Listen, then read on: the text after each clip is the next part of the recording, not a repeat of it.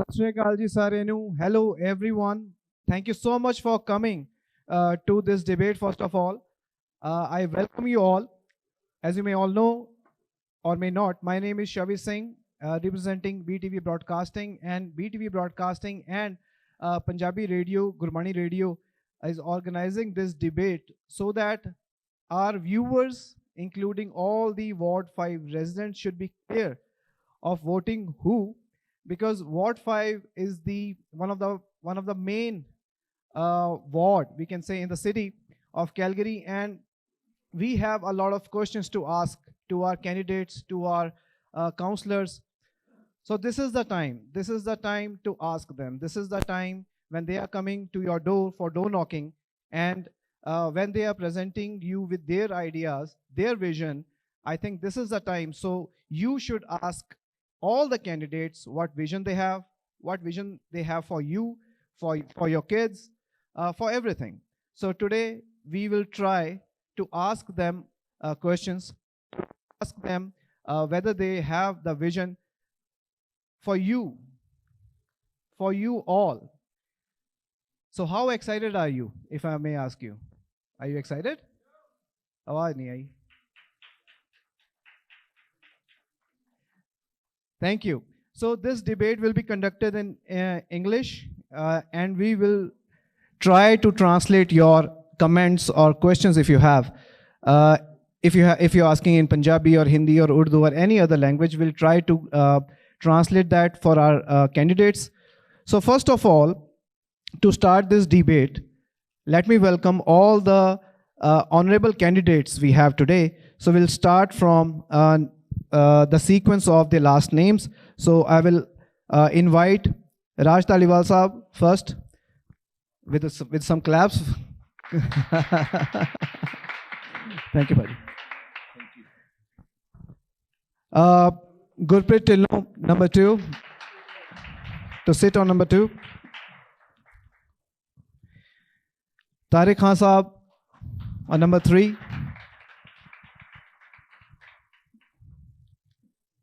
Reet Mushiana at number 4.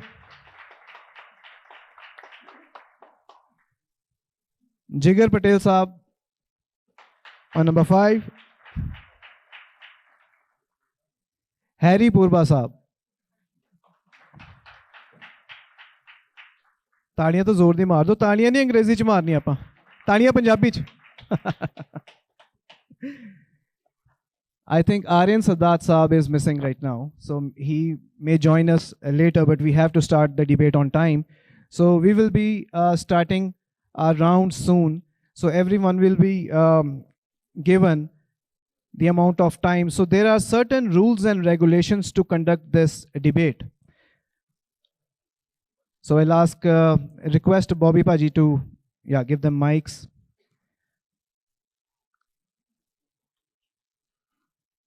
So big round of applause for Bobby Paji as well. He's our technical giant in Calgary and running Gurmani Radio 24/7. You can listen his radio on in the cars as well.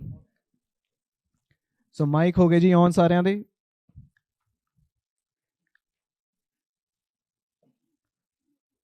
Okay, so just to let you know, guys, we are already live on more than 10 platforms right now. So whatever platform you think is good for you, you can share it on your page.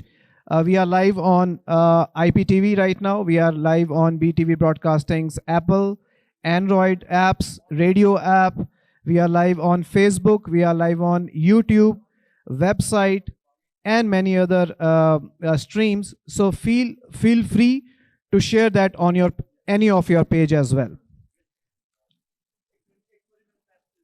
Okay, so we are just testing their voice and we'll begin the debate very shortly.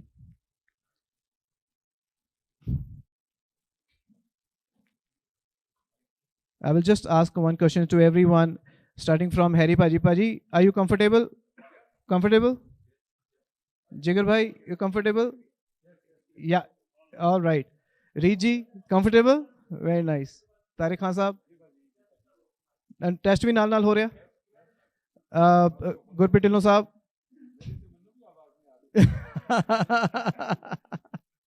Raj Saab, comfortable? Very nice. So we have a very colorful combination of colors, I will say, in candidates as well. As the Ward 5 is also very multicultural, we all know. So we'll start with the debate very soon. But before that, I would like to invite Gurbachan Brar Saab on stage so that you all know rules and regulations of this debate. So with some round of applause, please. Check. Can you hear me? Check. Hello, check. Mic test. Check. Good afternoon. Welcome everyone. So we Hello. have some- Hello. So we have rules here set for the candidates and the audience. So listen, first of all, cell phone please put on silent mode. ਸਾਡੇ ਵਰਗੇ ਜਿਹੜੇ ਬਜ਼ੁਰਗ ਆ ਉਹ ਕਰ ਨਹੀਂ ਸਕਦੇ, ਆਸੇ ਪਾਸੋਂ ਕਰਵਾ ਲਓ ਕਿਸੇ ਤੋਂ, ਕਿਉਂਕਿ ਮੈਂ ਆਪਦਾ ਵੀ ਕਰਨਾ ਭੁੱਲ ਗਿਆ ਸੀ ਹੁਣ ਤੱਕ. So each candidate will be given 90 seconds for the opening remarks and 90 seconds to answer the questions of the panel. Audience public questions will be answered in 90 seconds per candidate. Closing remarks will be limited to 90 seconds. Every speech will be limited up to 90 seconds. A timer will be visible on stage and moderators will enforce time limit strictly. 90 second ਹੀ ਮਿਲਦੇ ਹਰੇ candidate ਨੂੰ ਜਦੋਂ ਵੀ ਉਹ ਤੋਂ ਕੋਈ question ਪੁੱਛਣਾ ਹੈ. Candidates 80 seconds, after 80 seconds when somebody will be answering the question, the buzzer will start buzzing and he or she will have to finish that answer within 90 seconds. Candidates must not interrupt each other. Personal attacks, offensive language, or disrespect towards other candidates, moderators, or the audience will not be tolerated.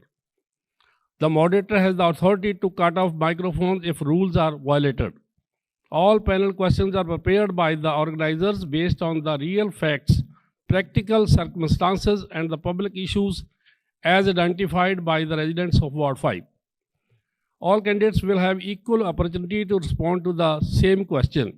Audience results will be pre-screened by moderators for fairness and relevance. Applause is welcome, but no shouting, heckling or interruptions will be allowed during candidate responses. So ਕਿਸੇ ਨੇ ਵੀ ਤਾੜੀਆਂ ਮਾਰਨ ਤੋਂ ਬਿਨਾਂ ਹੋਰ ਕੋਈ ਹੂਟਮ ਵਗੈਰਾ ਜਾਂ ਇਸ ਤਰ੍ਹਾਂ ਦਾ ਰੌਲਾ ਗੋਲਾ ਜ਼ਿਆਦਾ ਨਹੀਂ ਪਾਉਣਾ please. Audience members asking live questions must keep them short, 30 seconds or less and respectful.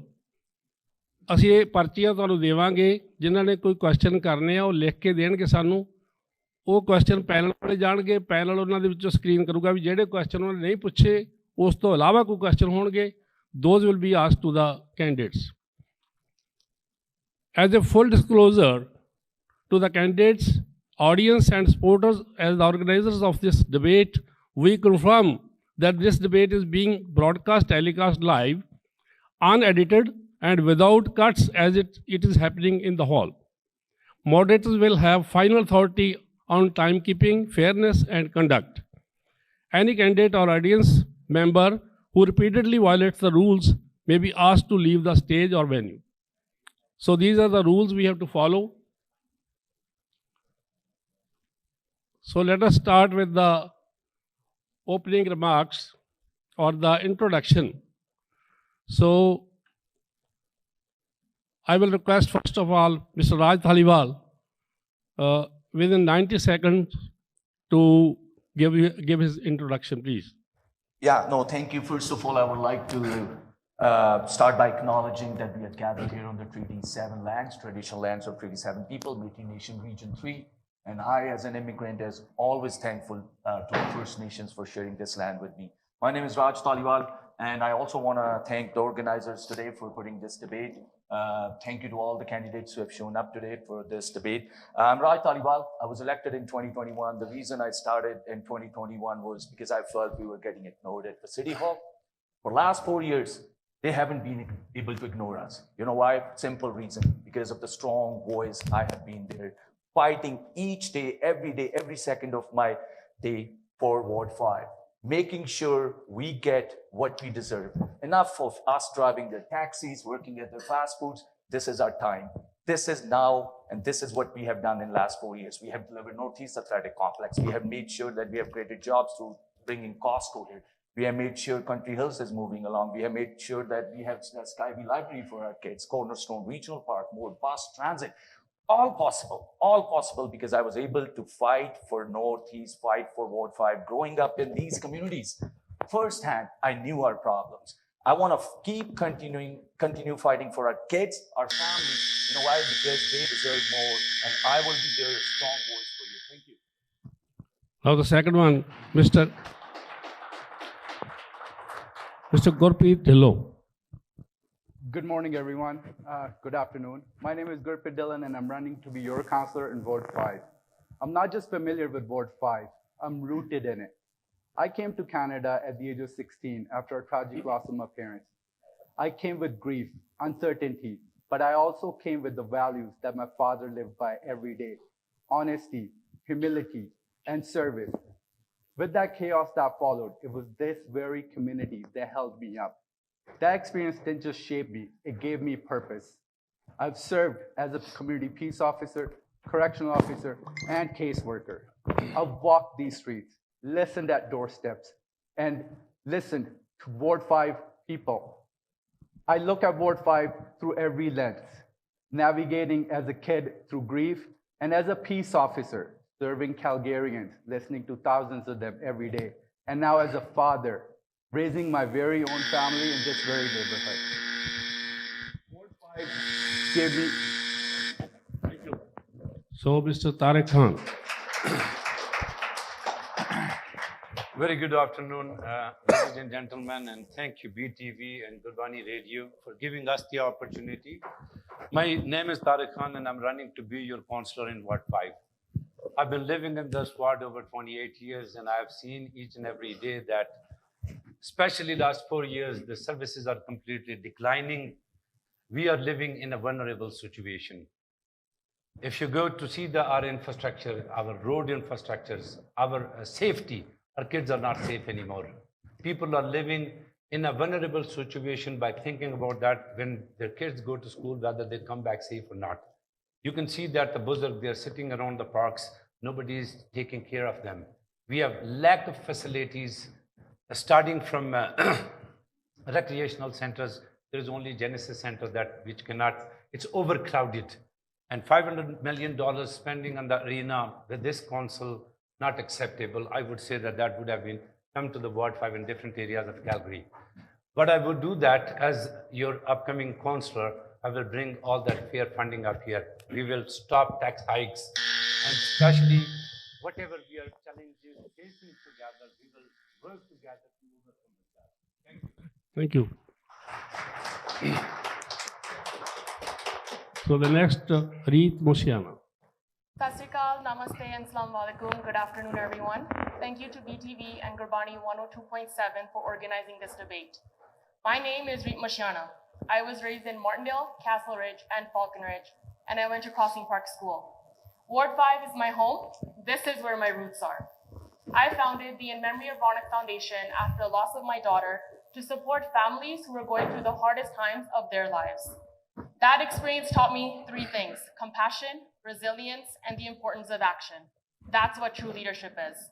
Families in Ward 5 are struggling with the rising costs, unsafe streets, and services that do not match our growth. My priorities are simple: affordability, safety, and infrastructure. That's why I will freeze property taxes until a full audit of city spending is complete to make sure waste is cut, essentials are funded, and money stays in the pockets of residents. If elected, I would be the first female, first-generation Canadian councillor for Ward 5.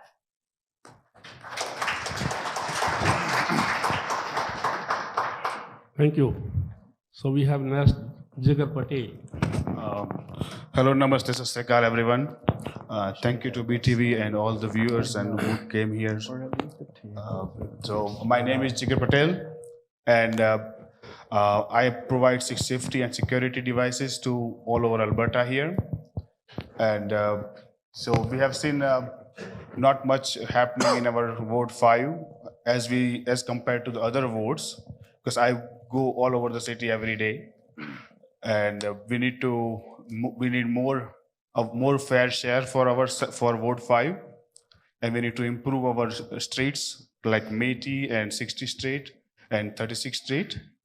And I will work with this police and the community as a link between them to make our ward more safe.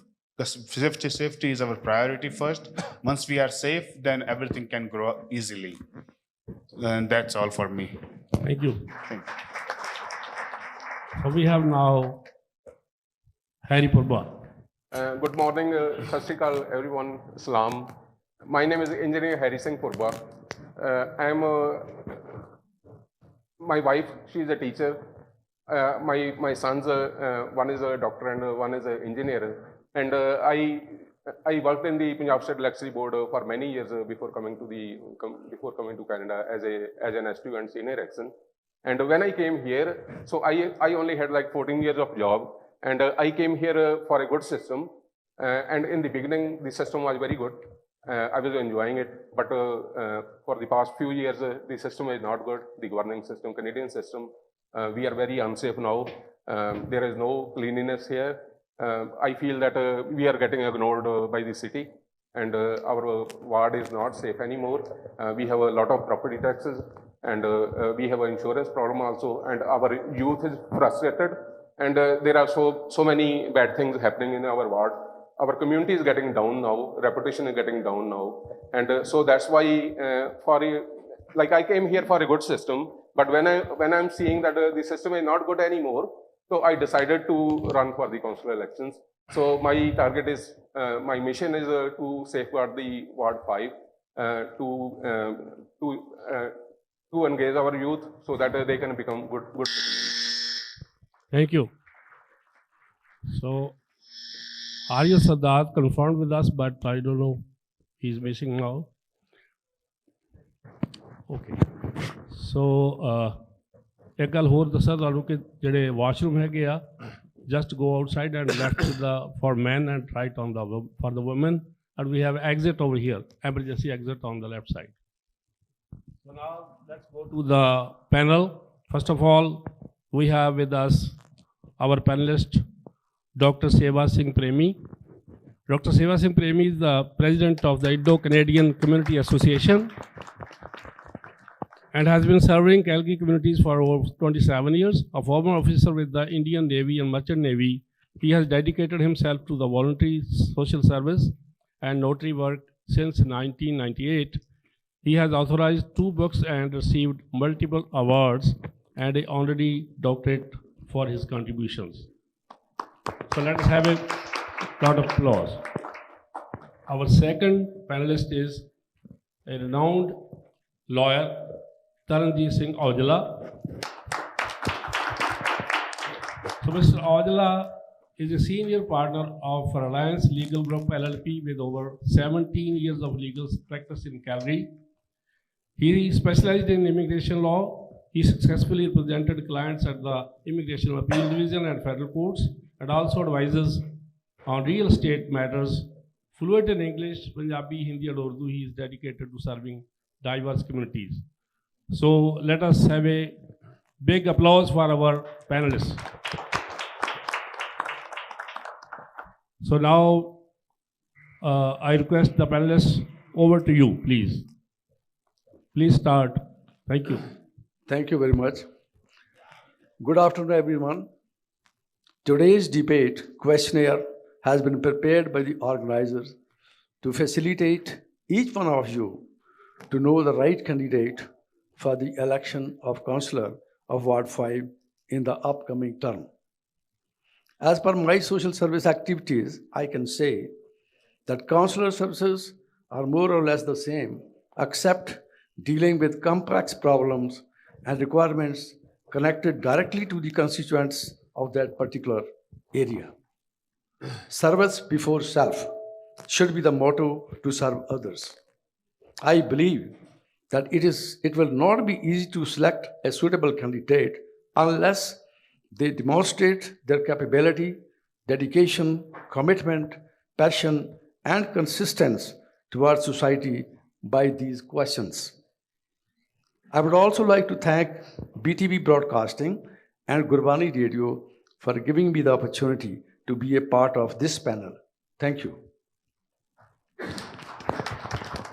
Over to my fellow panel, Taranjeet Aujla, along with first question, please. Good afternoon to everyone. First of all, I would like to give a sincere thank you to BTV and Radio 102.7 FM for organizing this event. We believe that this is very important event for the residents of Ward 5 to listen to their candidates, to know their views, and it is an opportunity given to us as a panel member to frame some questions to our candidates so that on behalf of the residents of Ward 5, we can ask those questions, and we can just tell you that these questions are prepared by the organizers, but they have done a hard work to find out the real issues. Especially Bahadur Dode and Chevy has been, gone to the residents, has been gone to the parks, has been gone and talked to the public and the voters of residents, and they have come up with some questions which are based on the real issues which the residents are facing, which the residents have shared with them. So the questions we will be asking you as the candidates, you will have your chance to share your ideas, to share your solutions, to share your views, that if one of you will get elected, how will you address those issues? How will you assure the residents of Ward 5 that this is your vision and this is how you will represent them? And in this panel, we believe that electing a municipal councillor is a big choice, is a big link between all other governments. Municipal government is a big link in the provincial government, with the city hall, with the federal government, and with many other law enforcement and regulatory agencies. So we believe that resident of Ward 5 will have this opportunity. Whoever are listening here today, or they will be listening at home through link or through their channels, this is your chance to demonstrate your skills, your knowledge, and your passion. And we appreciate your candidacy as you are coming forward to put your name for a public service. That is itself a very big, appreciable act and step you have taken.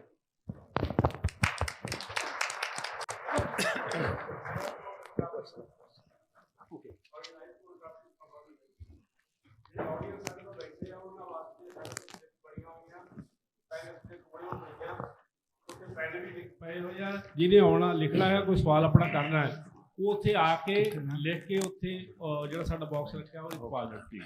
ਸੋ ਉਹਨਾਂ ਦੇ ਜਿਹੜੇ ਵੀ ਇਹ question ਹੋਣਗੇ ਉਹ panellist ਵੇਖ ਕੇ ਉਹਨਾਂ ਨੂੰ select ਕਰ ਲੈਣਗੇ, ਜਿਹੜੇ ਨਹੀਂ ਪੁੱਛੇ ਗਏ ਹੋਣਗੇ ਉਹਨਾਂ ਤੋਂ ਉਹ ਬਾਅਦ ਦੇ ਵਿੱਚ ਤੁਸੀਂ ਤੁਹਾਡਾ ਨਾਂ ਲਿਆ ਜਾਊਗਾ, ਤੁਸੀਂ ਮਾਈਕ੍ਰੋਫੋਨ ਤੇ ਆ ਕੇ ਆਪਣਾ ਕੁਐਸਚਨ ਕਰਨਾ ਪਲੀਜ਼, ਬੜਾ ਪ੍ਰੀਸਾਈਜ਼ ਕਰਕੇ। Thank you, go ahead please.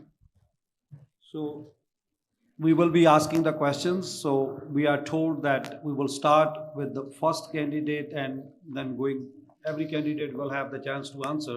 And then the next question we will start from this side. So we will be alternating the questions and we will start asking. So the first question is about road, transit and infrastructure facilities.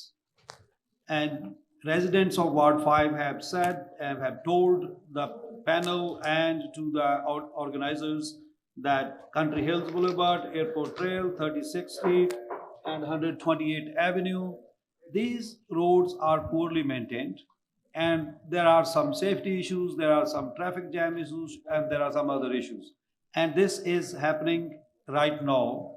And Raj Dhaliwal, you are the current representative of this ward. Public wants to know that what are your plans going forward that you can address these issues in a satisfactory manner for the residents of Ward 5?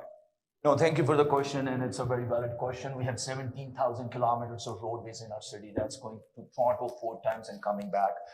In Ward 5, when I got elected, one of the things I saw was there was a deficit when it came to roadway infrastructure. Perfect example is Country Hills. Now, people accuse me sometimes that Country Hills took this long because it's election year. No, because Country Hills expansion was an obligation for the developer on the north side. In 2022, they promised me that they will be moving ahead in 2023. 2023, they pulled the plug, and last year I got 90 million approved for the work. So another thing we are doing is, and we're going to make sure 60th Street is under construction. Early works are happening on that. Once 60th Street is done, there's a proposal for interchange at Airport Trail and 60th. Once 60th is done, there's a plan to expand the Airport Trail into 2 to 3 lanes. Similarly, 36th Street, because we are bringing Northeast Athletic Complex, we are bringing Costco. I've already identified to administration it's going to be a bottleneck. So what we're going to make sure is in the coming November budget, when I'm there, make sure we get that budget into our business and our capital planning, so we can proactively start working on 36 expansion. And in the future, we can recoup those funds from the developer when they come in. So my focus for last 4 years was to getting this roadway infrastructure built. And you can also see the Stony interchange on 96. We advocated provincial government to get that done. So that's one of my priorities. Mr. Dillon.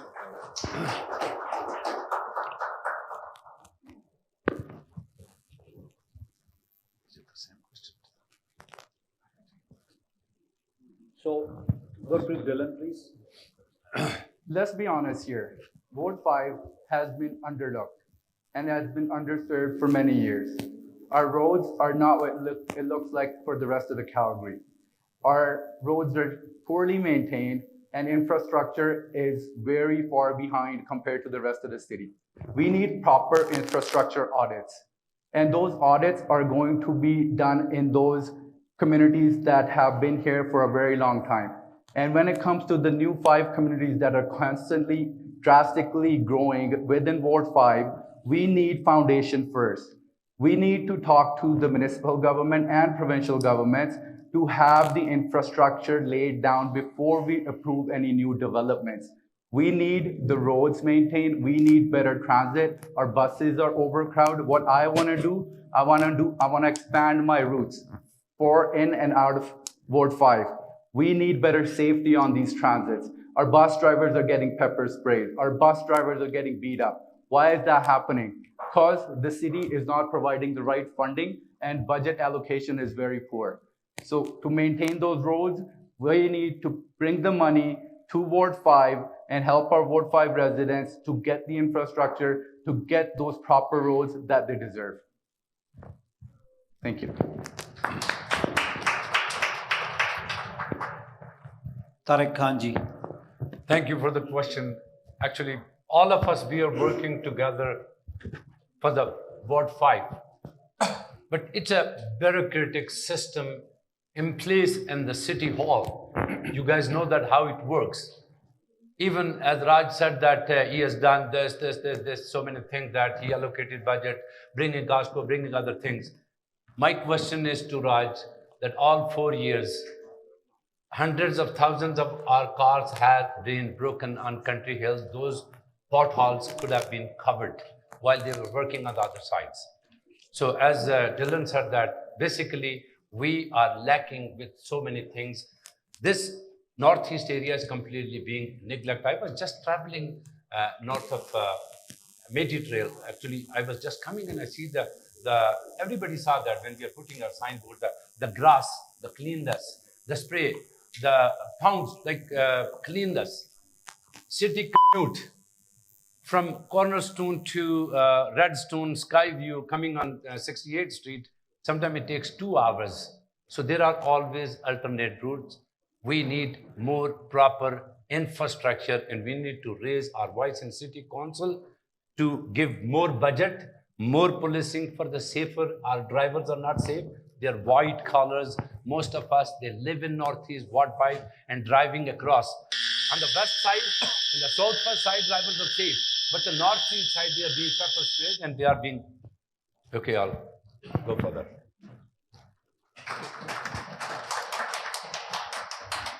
Thank you. Before Reed would start answering that question, same question will be to you as well, that what will you do to make sure to the residents that how will you address these road safety and road infrastructure issues? But before I ask you to answer this question, Tariq Khanji and all other candidates, please note that in this process, there is a chance, there is a time allocated for candidates to ask questions to other candidates. So when you are asking the questions, this is the time that you are telling the residents of Ward 5 what you will do.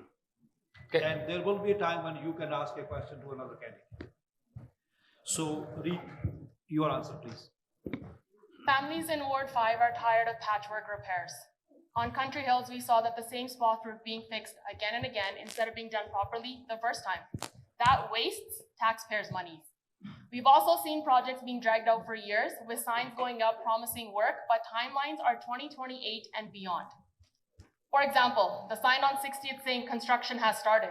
It's great that the current councillor is saying next week we will be seeing machines on sites and studies are being done, but what's the timeline? When is that going to be completed and how long do we have to wait? Families deserve durable repairs, clear timelines, and accountability. No more patchwork, fix roads right the first time and on time. And I will touch base on transit as well. So transit in Northeast Calgary needs to match our growth. We have the highest ridership, but the worst service. So we need more frequent routes, and I will fight for those during peak hours and safer and brighter stations. I will also advocate and push for the Blue Line funding from the province and the federal government. Our families deserve transit that keeps up with our pace. So moving forward, Northeast has the most highest ridership, but the worst service. I'll be delivering frequent routes, and I will push for the Blue Line.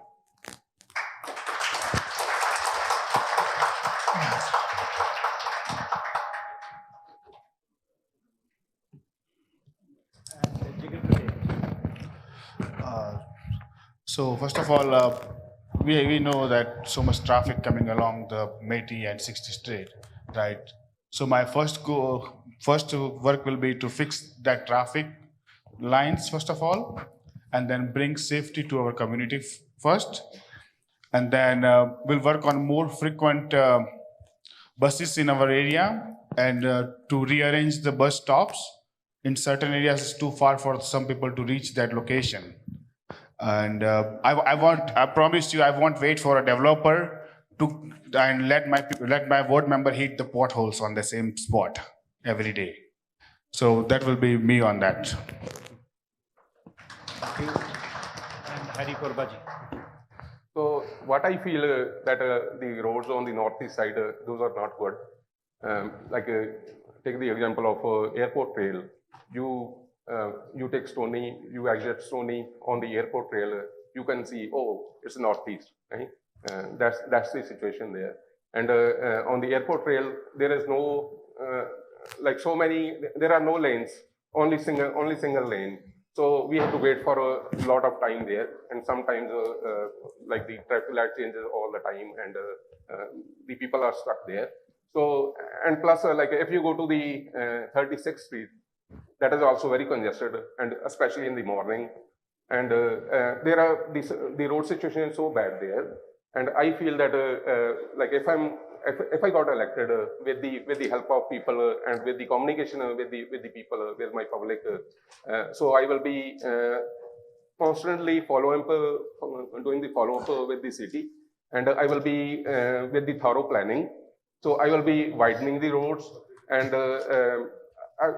the potholes will be my priority, and especially and similarly for the transit also. So I will be advocating for the better and quick blue line, and then I will be reviewing the transit schedule also and their routes also, so that we don't have to wait for the buses all the time. And I will wait for the buses. I will safeguard the buses. That's my priority for.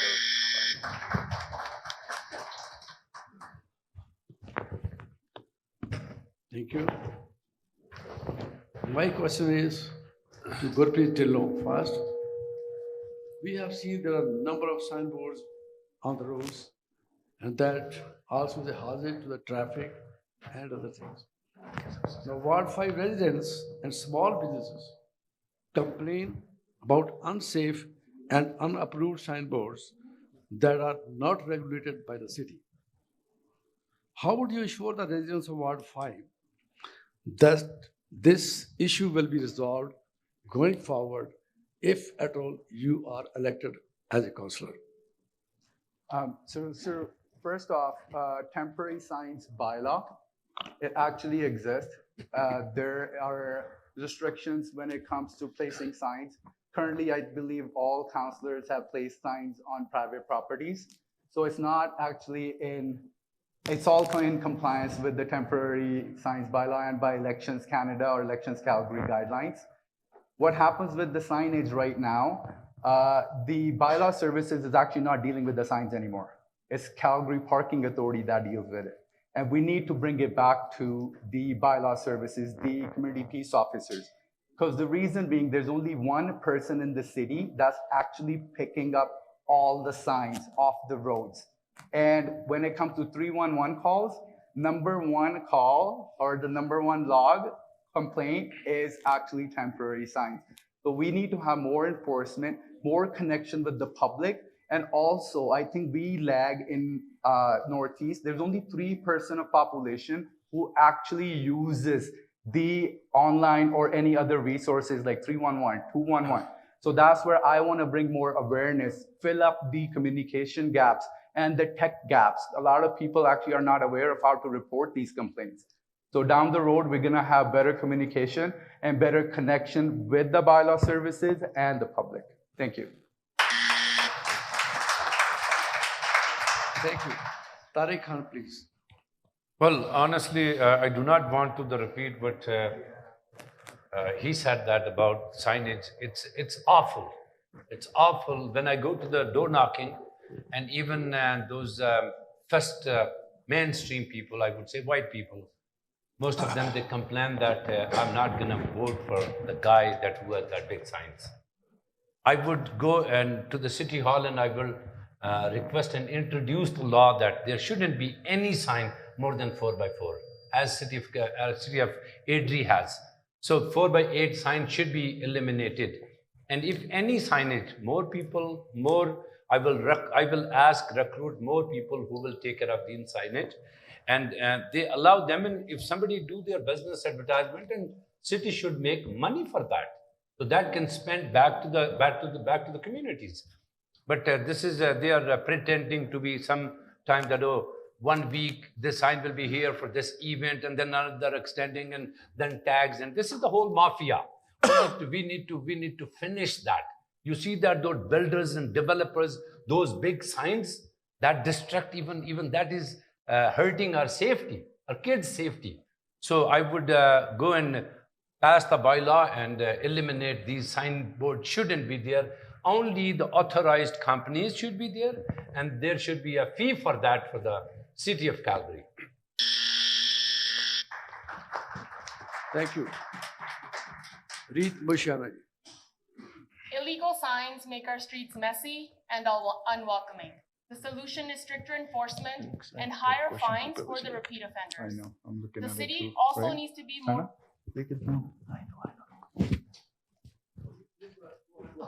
The city also needs to be more proactive in removing them quickly instead of waiting for those 311 complaints. It's simple. Crack down, fine repeat offenders, and clean signs up faster. Thank you. Jigar Patel. So my goal will be to use our AI and our technology system, where we have seen parking vehicles, they have a camera on the vehicle and they just detect it, right? That how they get ticket, right? So we should have the same technology, just looking at the signs, and if it's illegal on the system that is not registered, they will automatically get fined by itself. So we don't have to hire more people. We don't have to spend more money on them. It's just the same vehicle that goes for the parking. It will go same technology for the sign around the road, alongside of the road. And that will be more safer, so that people don't have to stand on that road, and it will just keep moving on that. And we can find all these repeat offenders on that. And that's all for me. Thank you. Harry Purbai. So that is a very good question actually. So you can see that like if you compare Ward 5 with the other wards of the city, you can see that like only our Ward 5 has so many signs there, and there are so many rules also that before the election period you can't even have more than certain size. You can't have more than that. So the size is like 2 feet by 3 feet, right? So before election period is like starting 22nd September. So before 22nd, you can't have a 4 by 8 or 4 by 4. So in my case, my policy is I'm having a minimum signs, and I won't be having any lawn signs, so that it's better, because I feel that the more signs you have, the more you have to first you have to install them, then you have to remove them, and then that's a pollution, right? So that is increasing to the pollution, and my policy, like I want to decrease the pollution, end the pollution. So I'm not in favor of the signs, and so if I'm get elected, let us say, and for the next elections, I will be requesting all the candidates to let's go as per rules only, like before the election period, minimum size of signs, and there are certain roads, for example, on the Mattis Trail, no signs are allowed there. No signs are allowed there, and we still have so many signs, and there is I think restriction also. So many. Thank you. Raj Dhaliwal ji. First, before I answer that question, I need a clarification. Are we talking about temporary signage bylaw that is promoting business or election signage? We are talking about unapproved signboards. Sorry? Unapproved signboards. Unapproved signboards. Okay. Yeah. So temporary signage bylaw is very clear that what kind of signs you can put and where. There's dimensions. So when I got elected, we had lots of signage in Settletown Circle, on Falcon Boulevard. So I started working with our administration to make sure that we enforce our bylaw. Like Gurpreet said, initially bylaw was looking after that signage, but the problem is bylaw officers driving by, they only have a vehicle.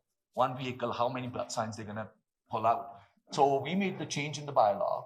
Council made the change. We gave it to our parking enforcement and mobility. So right now they're enforcing that. Just last year, we moved 5,500 signs just in Ward 5. And I was talking to the president of the Saddle Ridge Community Association last weekend at the community cleanup, and he actually made a point that Raj looks much cleaner. Now, elections are a different thing, right? And you cannot make a bylaw as a single person. You need 8 other councillors. And in fact, when we talk to administration, and my point was, let's ban these signages. Let's create a registry at the city where they apply. They get a ticket. They got to put a ticket on the sign, which they do now. But this signage bylaw is so tough. It went actually in Toronto, in Ontario. It went to Supreme Court. This insists to the city, to the court, saying the city is creating barriers for them. Thank you very much.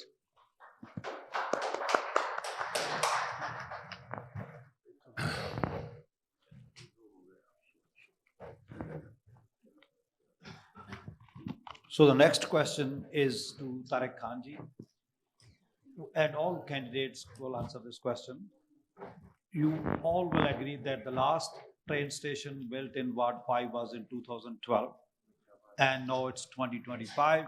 Since then, the population has increased more towards the north from Settletown Circle, and this part of your residents have so many issues with effective and good use of the transit. What will you do as an elected representative to represent to the city and to Alberta government and to any other level of government to make sure that the C train will have an expansion towards the north as it was promised since a last many years? What will you do? So it's a very good question. To be very honest, when we are door knocking and when I go to the door, especially Cornerstone, Redstone, Skyview, those people, they are badly affected by this. So we will definitely go and negotiate with provincial government, as well as Raj said, there are 8 councillors to approve any bylaws. So we will talk to them, as I have a previous history that I founded Canada Maple Foundation. I bring all those culture under one roof. As we have a signature event on July 1st, Canada Days, and you're eyewitness for that, that I'm a great negotiator. I will go talk to the federal level, to the city level, to the provincial level, to bring grants for that. And we need to frequent train station to not just only that, we need to work with the city, provincial and federal to get more grants, and our green line should be the promise which that council made, and it's a broken now. We need to make it alive for the resident. And it's very important because the population growth of Ward 5 is more than any other ward since last 4 years. So our requirement is more. We need frequent transit, and we need frequent transit with full security. And I will work with that with the resident of Ward 5 and for the resident of Ward 5.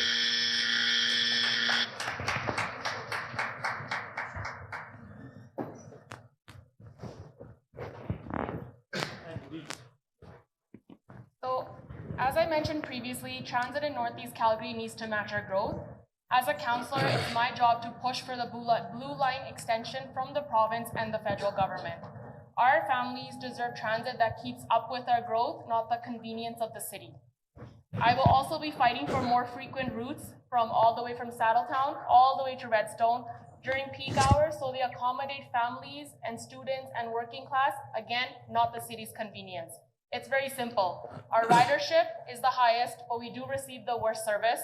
My job is to deliver frequent routes and push for that blue line, advocate for it so we can get it in the line. Thank you. Jigar Patel. So as our other candidate mentioned about extending, so my goal would be at that time to extend our train station to the country hills, and from there we can run buses to each community frequently, so we have a more easy transportation of people, and we need more frequent transit. So I will push on that more. And we need more better roads, first of all. So once the infrastructure is there, we can always travel faster on that. And that's all.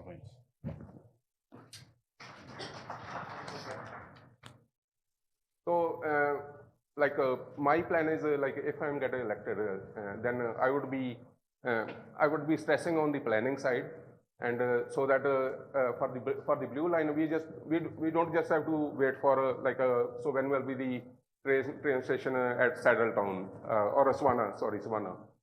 So I will be advocating for the thorough planning, and so whatever is the final destination, say Country Hills. So I will be stressing that all these stations will be built together, and then I will be stressing for the express buses also. So that I will be advocating for the more frequent buses, so that the people don't have to suffer for that. And I will be advocating for the safe buses. That's it.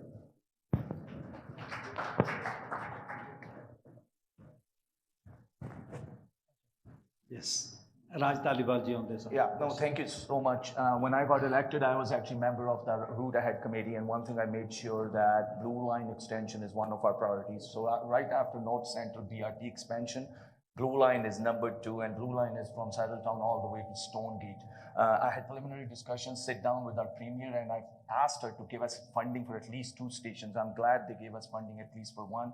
They've given us 43 million for Savannah. Right now, ECOM, we gave them 27 million. I said, no, we got to do design work all the way to Stonegate. Let's be shovel ready. Whenever province comes on board, feds come on board, we are ready to go. We gave them 27 million design work. ECOM is doing detailed design right now. We're going to be shovel ready. Savannah work is happening. Provincial government has given us 43 million. City has already committed. I have actually in 23 to 26 budget cycle committed 2 stations. We just wrote a letter to federal government last week, Mayor did, because the budget is coming up. And I talked to Corey Hogan MP the other day. I said, make sure, please give us funding for 2 stations, because the catchment is happening at Cornerstone, Redstone, Skyview, Cityscape. Savannah is great. We need Savannah to go to the airport connector, because that study is also coming to IPC in January for next council. But most important is, let's bring the catchment at Country Hills. make sure those riders, right now our ridership is 101 million people a year. Just in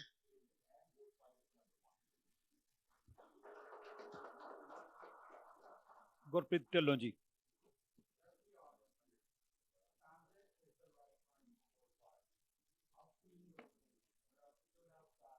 trying to look for a bus, trying to look for a ridership when I used to work downtown. And the case hasn't changed, it's still the same. We'll look at Redstone, we'll look at Cornerstone, we'll look at Savannah. There's so many underserved communities. What I want to push for, not just for Blue Line, but we also need to bring the Green Line all the way down to the Northeast, because we need people to be able to travel directly to the airport. All our Ward 5 residents go serve rest of the Calgary, but the service doesn't come to us. And that's what I'm going to bring home, service for Ward 5. Thank you.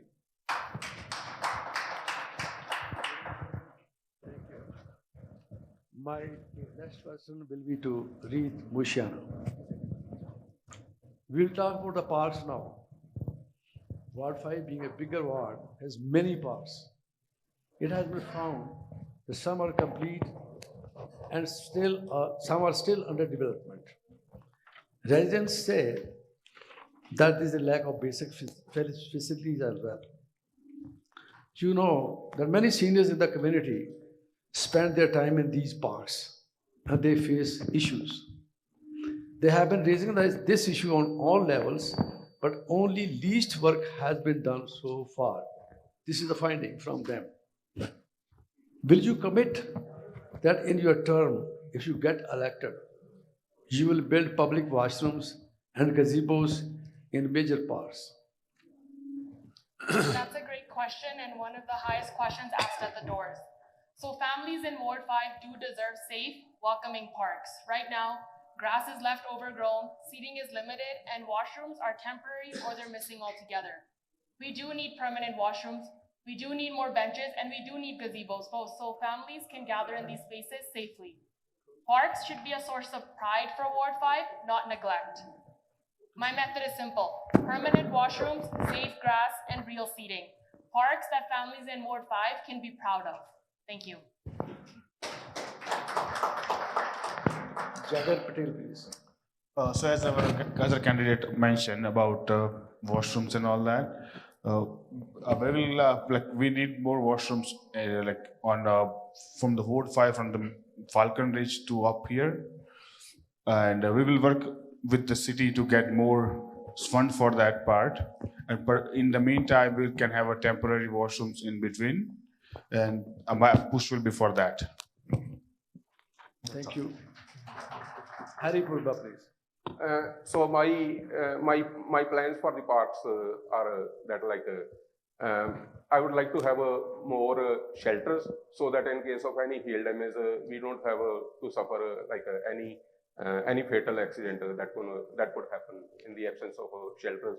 And I will be advocating for the mini libraries also in the parks, so that our elders they can read the books. And I will be getting the temporary washrooms also, and not just the washroom. I will be making sure that those washrooms are getting cleaned in time, and so that is my priority for the parks. And plus, I will be advocating for the better, for our children's the playgrounds. I will be advocating for the safe rubber flooring for our children's playgrounds, so that in case of just because we have those wooden chimps, and they can get entered to your nose, and that could be a hazard accident, that could be hazardous.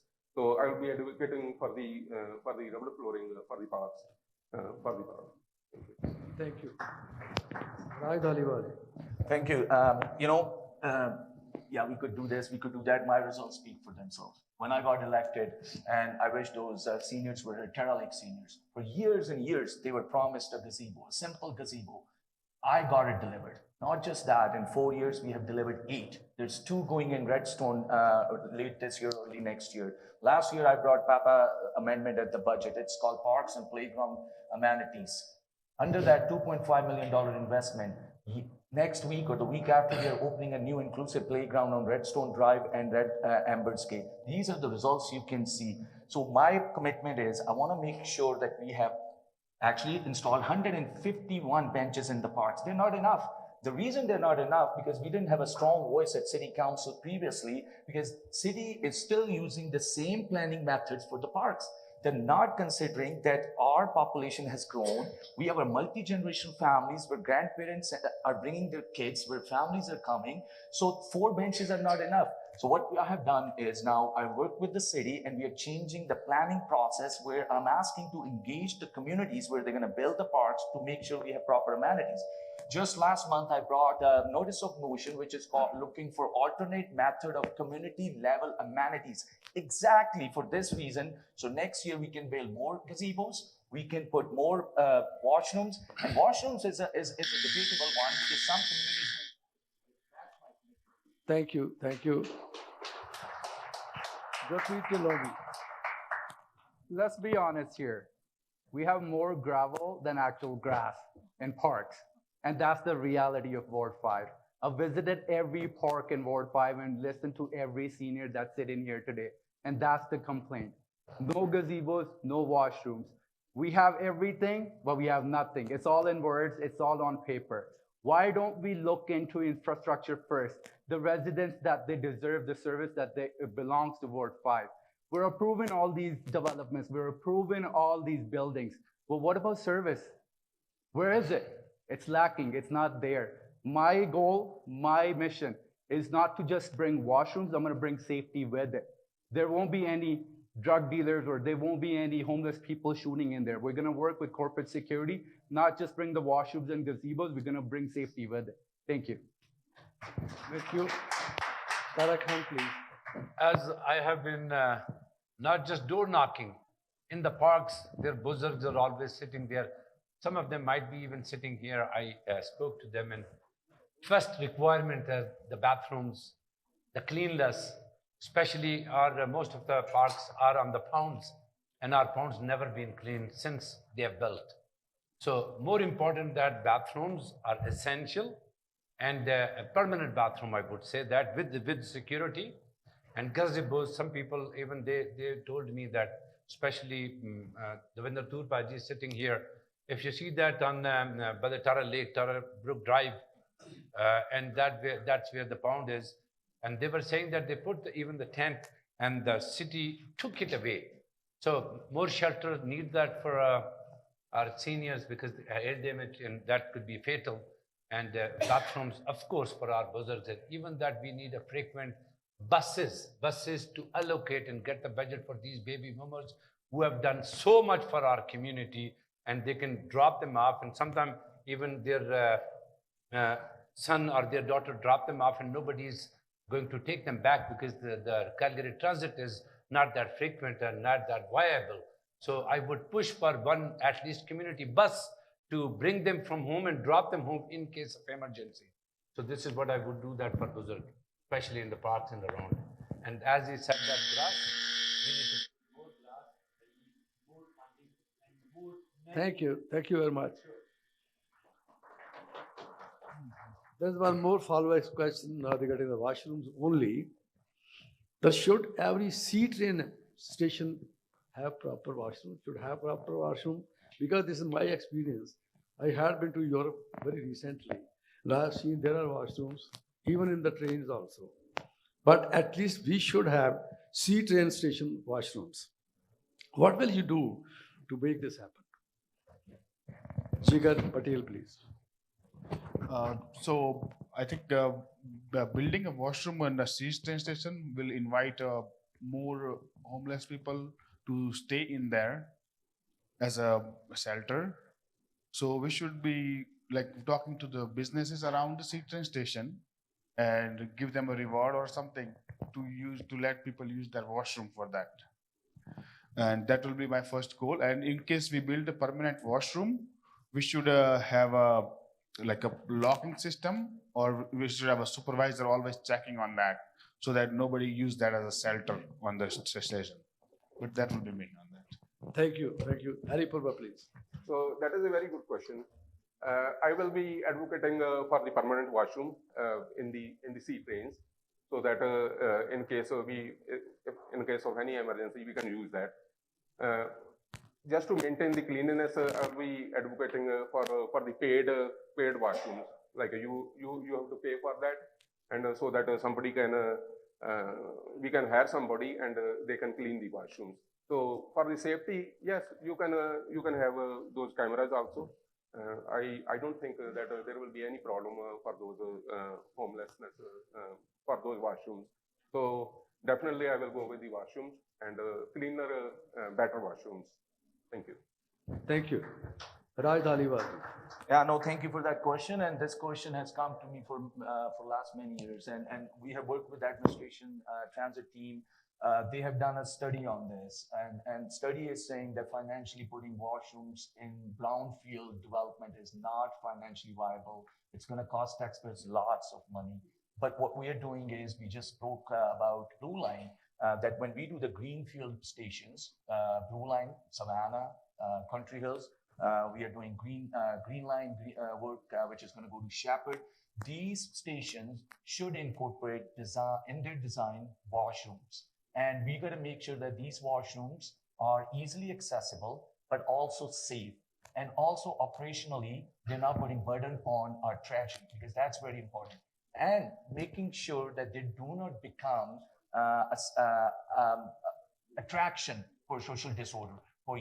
So greenfield development, washrooms are part of the strategy. So when we start, I think the design work is happening and they're considering all that. Yes, definitely. Thank you. Gurpreet Dhillon.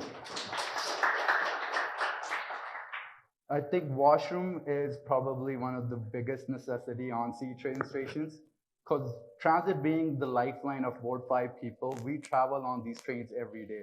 We go from point A to point B. Million people make trips through Ward 5 in and out every day. And not just bringing washrooms, we need to bring safety with it. The reason why we don't have washrooms right now, because we don't have enough safety there. We attract so much homeless population, drug abuse. We need to get to the bottom of it. And we need to work with the transit peace officers. We need to give them enough budget too, so they can make sure that our Ward 5 population is safe when they're using those washrooms. And obviously in the future development, the Blue Line that's extending, we're gonna find the budget to bring washrooms on every sea train station within Ward 5. Thank you. Tariq Khan, please. I would certainly work with the city and with the people that were responsible for that. And I will encourage to have bathroom. Bathroom is the most basic necessity for especially our Buzurg.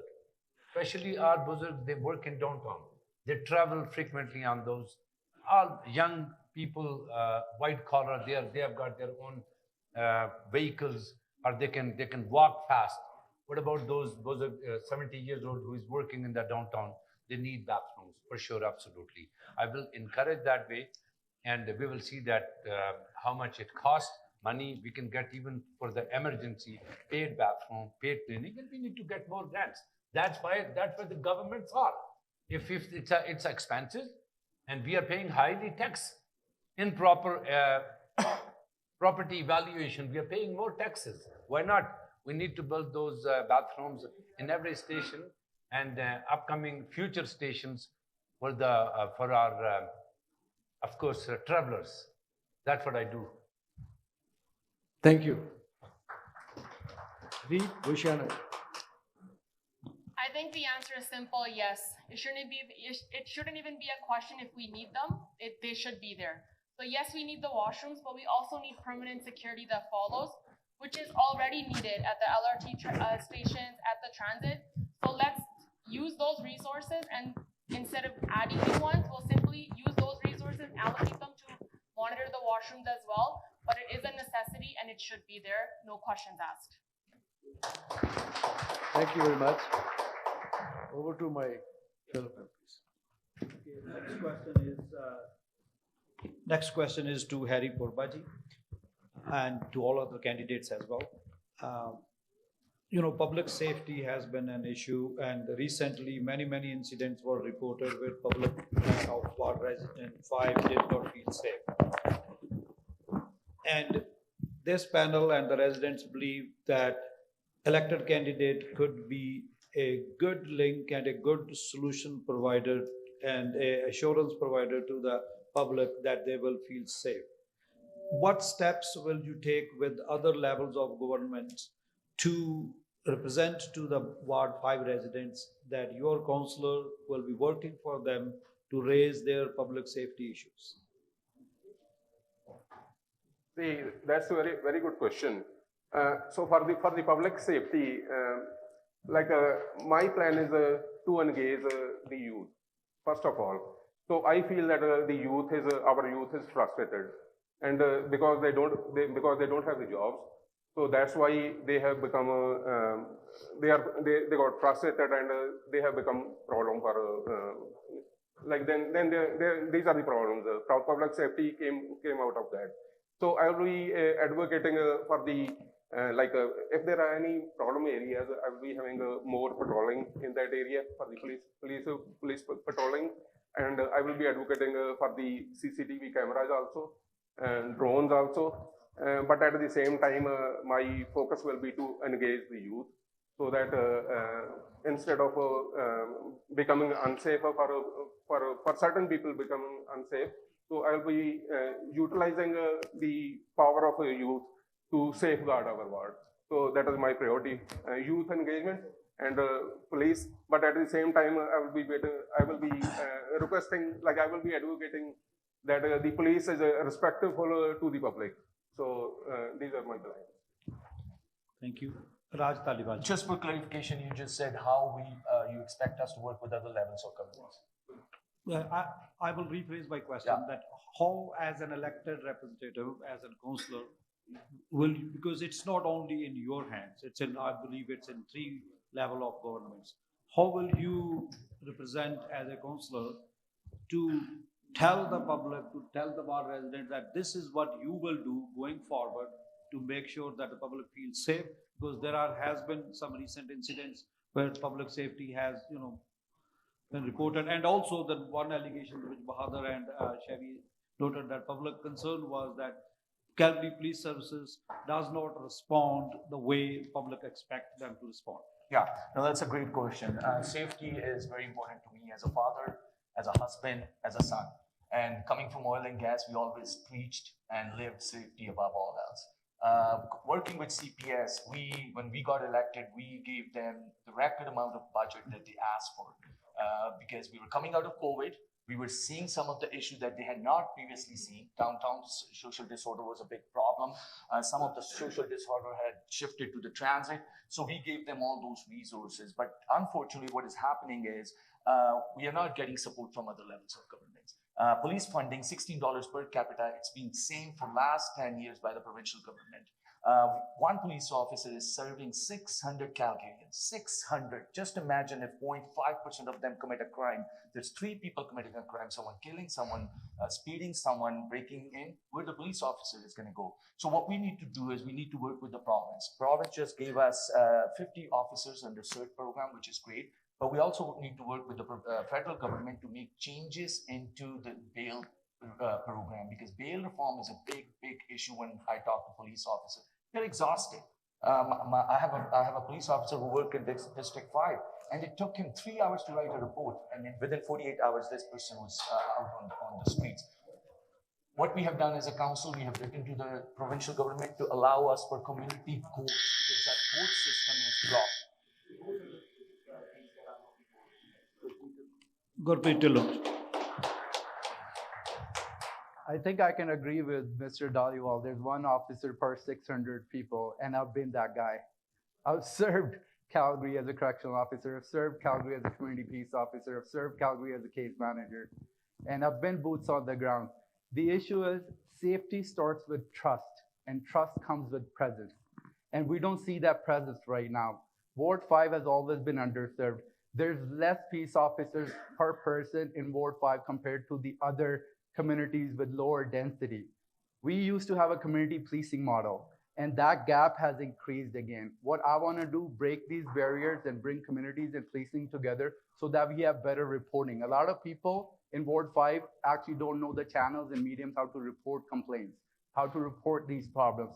We hear them in the parks, we hear them in the backyard conversations, but it doesn't actually get up to CPS or any other law enforcement agencies. That's why we need to bring policing and community together, and we need more presence. For presence, we need to fund these police forces. City of Calgary Police, City of Calgary Transit Officers, City of Calgary Bylaw Officers, and they all need to work in collaboration. Let's be honest, the last council has been so broken, there's no collaboration between council or any other agencies. And that's my goal. I'm gonna break these barriers and bring everybody together and bring safety to all Ward 5 Calgarians. Thank you.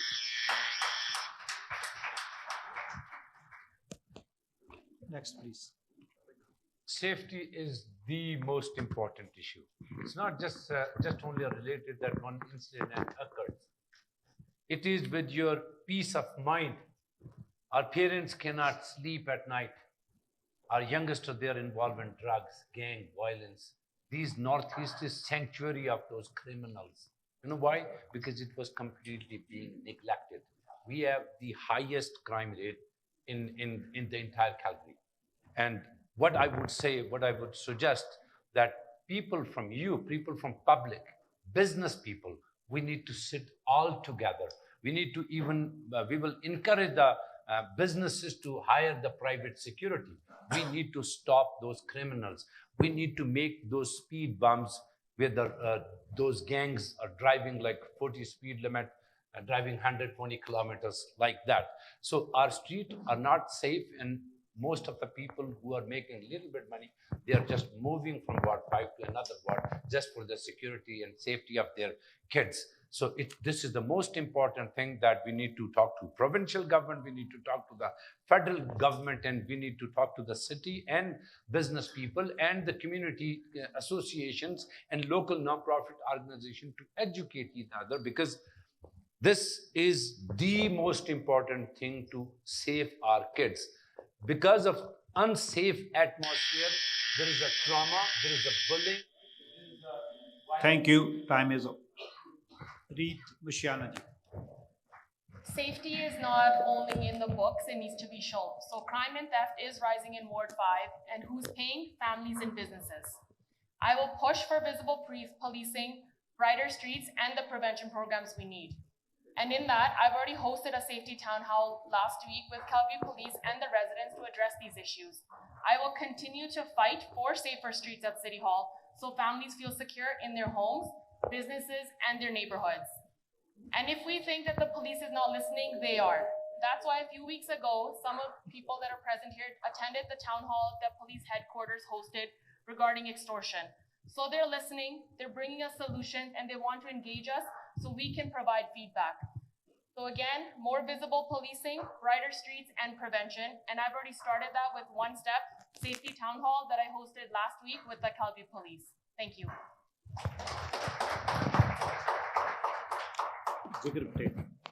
So as everything was said now from all the candidates, but I just want to add on this that as a community, we have to inform the police, but there are like only certain language barrier or something to the people that block them to inform them. So we'll work on the multi-language thing to report any kind of issues you might have seen, or you might have seen any criminal activities. So I will work on more on the multi-language part of the policing information on that. And that's all for me. Thank you. Now the second round will start. There is a feeling in Ward 5 that they are neglected in safety, cleaning, grass cutting, and snow removal compared to other parts of the Calgary. What concrete steps would you take to address these four concerns? That's Ward 5. That is from the Ward 5 residents. Since Right, Taliban. Is this for me? Yeah. Since I got elected, actually, I have been working with administration just on this, that there is a strong perception in Northeast, and I grew up in Northeast. I have seen it firsthand that we feel neglected. We per capita feel we don't have our fair share. We need to invest more. And that's why we have invested heavily. We got Northeast Athletic Complex. That's a big investment, $100 million plus investment. We are investing through rec center. Skyway Rec Center engagement has started. We built a library in Skyway ranch, and brick and mortar library is already budgeted for. So these are the things that show the community that we are here. This is not the time that they can ignore us. And that's why I always say, hey, enough of you thinking that we're just happy to be here. When it comes to, like I mentioned before, Papa program was a perfect example, that bring in that money so we can invest into recreation, we can invest into parks, we can invest into playgrounds, we can invest into roads. I heard speeding was an issue, speed bumps. One of my colleagues had said, well, Alternative Drive is getting permanent speed bumps. Skyview Ranch Street is getting permanent speed bumps. And the reason I know this because I'm on these streets every day since I got elected, talking to people, making sure that they have what they need. And 2 more speed bumps are already slated for next year on Saddlebridge Drive and Saddleland Drive. So these are the things we are doing to make sure that our residents feel that they are getting the full service. Thank you. Gurpreet Kirlai. Sir, if we look at the trajectory of Ward 5, last few years, all our services have only gone downhill. When it comes to looking at the parks, how they look, when it comes to snow removal, when it comes to infrastructure. Why is that happening? I really want to ask the current council, why is that happening? Is it short-staffed? Is it underfunding? What I'm looking at when I come to council, when I'm elected, I want to have a real-time dashboard that public of Ward 5 is aware when the services are going to be coming to Ward 5, when the grass is going to be cut, when the snow removal will be happening. Cities like Toronto, cities like Edmonton, they actually have these services where they get SMS alerts. Public gets to know that today your snow is going to be removed. Tomorrow your grass is going to be cut. Public should know where the tax dollar is being spent. And that's my fight. I want the service for the tax dollars that we pay. Thank you. Thank you. Tariq Khan, please. Dr. Sahab, I would ask you to, if you repeat your question, actually, I did not get the question exactly. The residents of Ward 5, they have the feeling that they are neglected in safety, cleaning, and grass cutting, and also snow removal compared to other parts of the Calgary. What concrete steps will you take to address these 4 concerns? Oh, okay, because my colleague was giving the answer that there are arenas are coming, this and that, so I was bit confused that what exactly the question was being asked. So my take is on that, to be very honest, last 8-9 years, there is no grass cutting, there is no spray, no pond cleaning. Parks are like, feel like that it's a gravel parks. So it was completely being neglected. Snow removal, they just only snow remove only part of the main roads, but inside I think they have already cut the budget because it's a northeast. So we need a strong voice in city council who can speak on behalf of the resident and who can stand for that. When people are just go out and voting 22% and just 22% vote, how would you elect the person that who can go and speak on behalf of you? So this is entirely Ward 5 resident as well. Go out and use your vote. When you 60-70% vote, and that will be your true representative, and he can speak on behalf of you who is facing these challenges every single day. And I think we need people who are living here in our area and they're cleaning the ponds and they're cutting the grass on the other quarter. But in Northeast, they don't have job to do it. Why? Because we don't have budget. Thank you. Reed Mushana. Ward 5 families compare our streets to the other quadrants and see the differences. So our areas are not cleaned as often. And if you've noticed, cleanups only happen during community events. The city must dedicate regular funding for cleanups in the Northeast. We deserve a clean community year-round, not just during special events. That comes to our grass cutting, our snow removal, and the maintenance of our parks. So Northeast deserves regular cleanups funded by the city, not just by volunteers all year, not just on special events. Thank you. Thank you. Jigar Patel. Everything has been said already now, but I want to add more on the grass cutting side and more use of more pesticide, because last month we had so many mosquitoes and our kids were suffering from all the mosquito bites and they were not able to play on the playground because of all mosquitoes on that. So I will more push on pesticides, grass cutting obviously, and that's all for me. Thank you. Harry Purvar. So my policy for the grass cutting, snow removal, and street cleaning also. I certainly feel that we are getting neglected by the city. So if I get elected, I will be making a transparent system so that everything is on the auto system. The streets are getting cleaned in time, and the snow is also getting removed. The street cleaning is also like right now what's happening. So before, like many years ago, there were like signboards before the street cleaning, and those were even in the crescents or close also. But nowadays we have the signs only on a road that like on a certain day the street will be cleaned, and there are no signs. So we need to be informed. And so I will be making auto system, and then I will be making a transparent 311 system, service request requisition system, so that we can see that even if we have to submit a request, we can monitor that. So in 2 weeks everything will be completed. So I will be advocating for a transparent system, 311 system, better 311 system. So and the auto cleaning, auto street cleaning, auto snow removal, auto grass cutting. Thank you so much. Thank you. So, yeah, our next question will be to Mr. Gurpreet Dillon. Start with you. Everybody else will answer that question. And you agree that the Ward 5 population has been growing, and it has been growing fastly. Population has senior citizens, population has many other issues, but there has been no hospital or a facility like Sheldon Shumer facility. What will you do? What can you tell to the residents that you will do as a candidate, or if you are elected, to bring a 24-hour Sheldon Shumer Center or any hospital-like facility into this ward? So when elected, I will be working in collaboration. I think all three government levels, like you said, city council, municipal, and provincial. Obviously, we need provincial funding for this. But council can push it. Council can work in alliance. But when you have a dysfunctional council, how would you bring that? You have to work in coalition with these governments, these level of governments, and go to the local MLAs and go to the local federal MPs.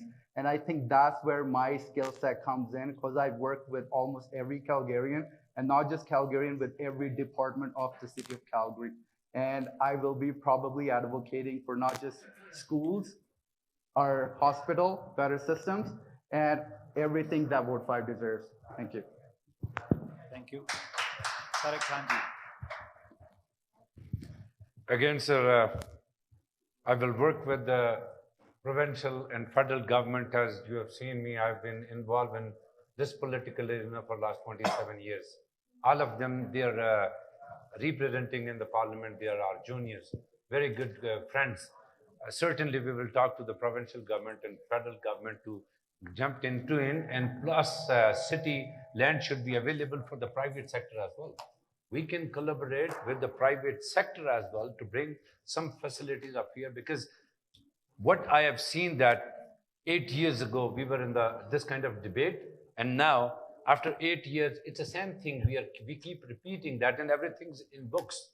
When you cannot get the health system implemented in the entire province, you cannot just do that in Ward 5 as well. But if you can do the other areas, why not in Ward 5? Why not in Ward 5? It means that we are lacking with something. And what is that? Probably you need to negotiate with the provincial and federal government, and also the non-governmental organization to help, work, advocate, and we need to do the study on it. And we need to involve those people and push more to get grants and funding. That's where the federal and provincial governments are. Thank you. Reet Mushiana ji. So I would like to clarify that this is not just a Ward 5 issue, but an issue that's in all of the city of Calgary and around the world. However, at the city level, our job is to partner with shelters, invest in transitional housing, and connect people to mental health and addiction support. Families deserve safe spaces, and vulnerable people deserve real solutions. It's simple. Support housing and outreach, keep families safe, and treat every single person with dignity. Thank you. So obviously population is growing in our community here, and even the wait times at the hospitals is also growing up, like about 8 to 9 hours on that. So if I elected, my first goal will be bring an emergency care for after 8 p.m. so that our north side Ward 5 doesn't have to go to emergency care in Peter Lawhead. But or in the meantime, we can use our clinics to open up at night for 24/7 on that, or some of the clinics, not all of them. But that will be my goal on that. Thank you. And Harry Parva. So, as a counselor, I will be following. I will do the follow-up with the provincial and federal government to have the more hospitals. But at the same time, I will be making a system so that we don't have to wait. We don't have to wait for a long time for the doctors. So I will be pushing for the more doctors, more nurses within the hospital, and even I plan to make a system also, like an ambulance system, so that whenever you need any ambulance comes to your home, and they can give you the preliminary treatment at your place, so that you don't have to go to the hospital for that, for the preliminary problems. That is my plan. Thank you. And I would request to all candidates that instead of giving some ideological and philosophical concepts of your ideas, residents would appreciate that. What are your personal ideas as an elected councillor? What would you do? What kind of steps you would take so that our residents can have your vision? They can learn that this is how you will do. So we would request that in answering our questions, try to answer in a way that I would do this or I would do this, so that we will see that what steps you will take as an elected candidate. So next question is from my panel. Yes, Raj Talibaji. Yeah, no, thank you. Unfortunately, we have seen lots of offloading by provincial government onto municipalities from social housing, mental health, and addiction. Last year, we approved 10 million in that, and that is unfortunate. And as a councillor, definitely I'll advocate to the province. But like you said, what I want to see is in 2009, there was the funding for our EMS. The ambulances was taken away by the province. Province took it over. I think what we need to do is we need to be innovative. When we are building new fire stations, we need to have an integrated model. We need to also put ambulance in there with a nurse or a physician who can look after these cases. If at the hospital, it's a red alert and they don't have ambulances, ambulance is standing there to offload the patient, they can bring them to these facilities. And it used to happen in Calgary back in the day. So when I'm back at council, that's one model I'm definitely going to pursue, and reach out to AHS, reach out to the provincial government to see how we can make it work. Thank you. My next question is to Tariq Khan. It is very important to have meetings and listen to the concerns of the people. If you are elected as councillor, will you commit to holding regular town hall meetings in Ward 5 so that residents can hold you responsible for it or accountable for it? Thank you. Last part I missed that, but you're talking about that if I would be elected, that I will arrange the town hall meetings and get the feedback from the resident people. That's what your question is? Yes. Will you hold meetings of the Oh, absolutely, absolutely. Sir, let me tell you a little bit about myself. As a Tariq Khan, last 27 years, Darshan Kangji is sitting there, and he knows me very well from the day first.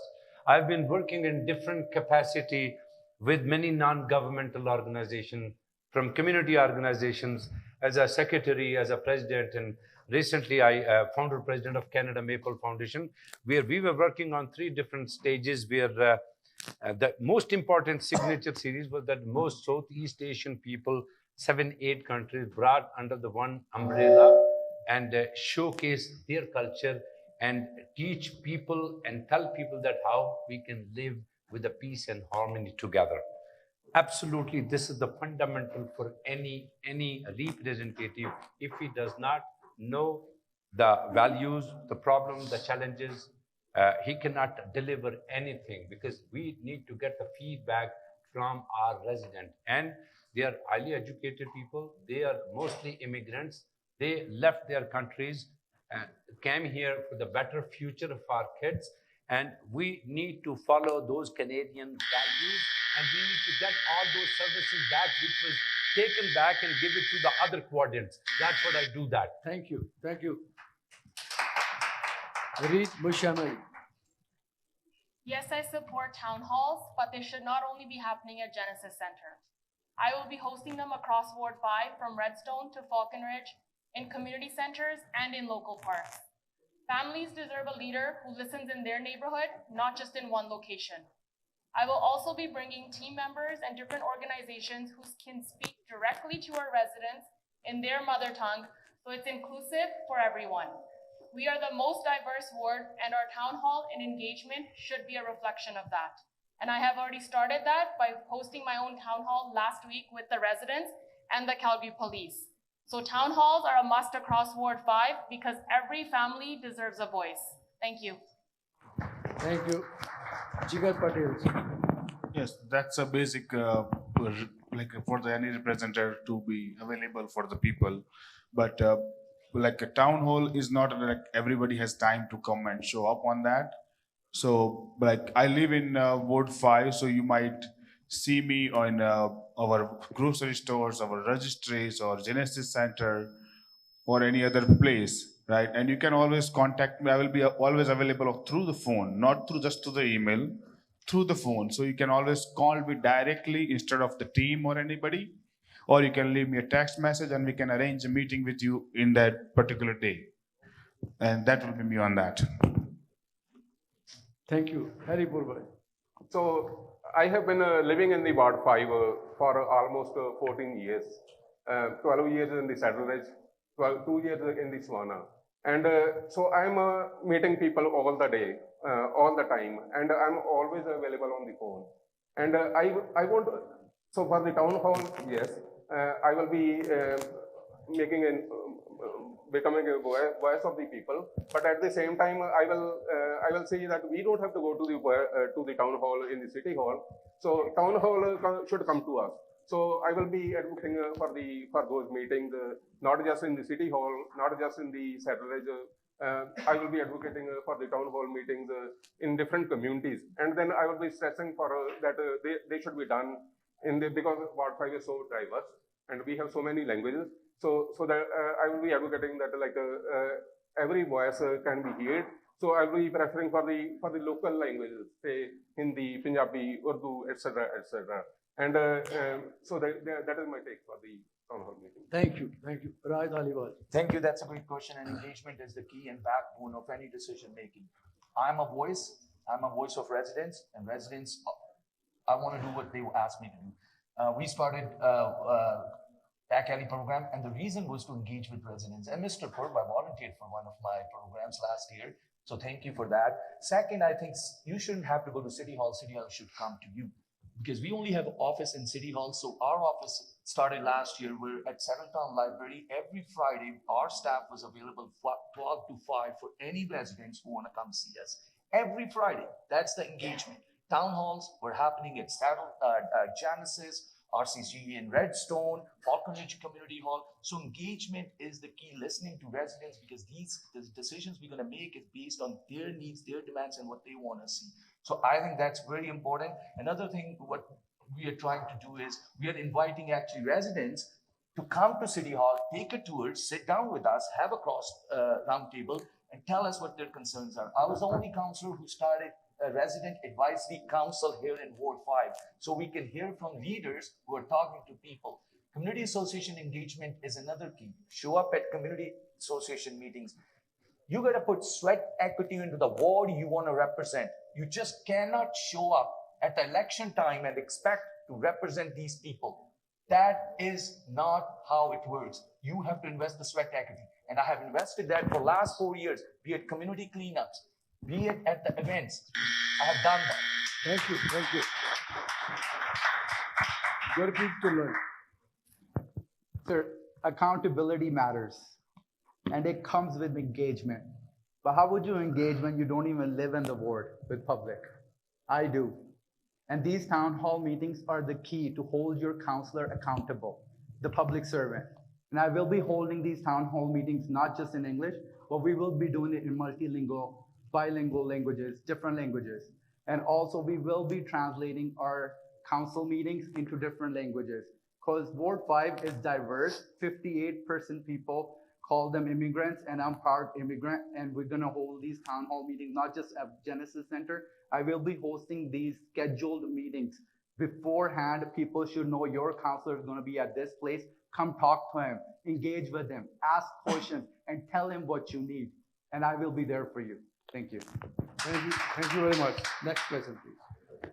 So the next question is an important question. It was identified by the residents of Ward 5, and this is the question which involves your role with all three levels of governments.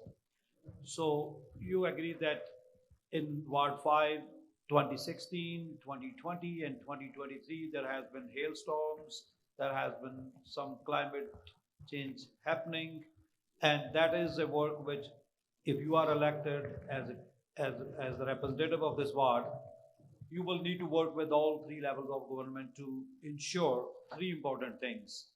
One, that what would you do to do some preventive measures to make sure that the hailstorm and all those natural disasters would not happen? That's not within your control, but you can share your ideas. Second, that insurance companies working in Alberta have been refusing to provide insurance to residents. And Insurance Bureau of Alberta is a provincial controlled body. And as a public representative, what would you do? What would you assist your residents to make sure that city, Alberta government, federal government take some preventive measures to control those hailstorms, and the insurance companies would not just make money, but they would provide the services to your residents? What would you do? And this starts with Reet Musharraf. Last year, Calgary was hit with the second costliest natural disaster in our Canadian history. The hailstorm cost more than $2.8 billion in damage, and Ward 5 was at the center of it. Many are still waiting for repairs, fighting with insurance companies, or paying higher premiums. At door knocking, I've even heard that some had claims denied altogether. While building codes are set nationally and enforced provincially, the city can still act. We can require hail-resilient materials through our permitting and inspection process. We can speed up approvals so families are not left waiting. And we really need to bring back the resilient roofing rebate program so families can actually afford to upgrade to stronger materials. I will push for the province to provide additional rebates and loan programs that help families replace their roofs, siding, and windows with hail-resistant options. This comes down to affordability. Families should not have to be forced to rebuild every few years or pay skyrocketing insurance premiums. That's where the provincial government comes in. My role is to advocate to get those premiums down. I will fight to make sure families are protected and costs always stay manageable. Again, last year's hailstorm caused $2.8 billion in damage. I will fight to bring back the resilient roofing program and push for rebates from the provincial government so families can protect their homes and keep the costs down. Thank you.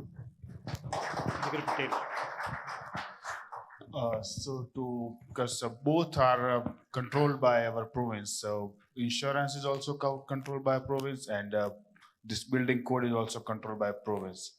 So I don't know what province government is doing after having all these disasters from like last 8 to 10 years. and they know this is a hail alley.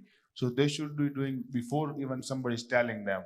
Like we don't have to wait for this long. So I will be advocating to the province to provide us grants or subsidies to the residents so they can move to, like they can change the sidings or roofing to the hail resistant material in a more efficient way as soon as possible, because we need 2024, the leap year is coming, and that's why like 2026 or 2028 we have a leap year coming, and we'll have a hailstorm for sure because every leap year we had that.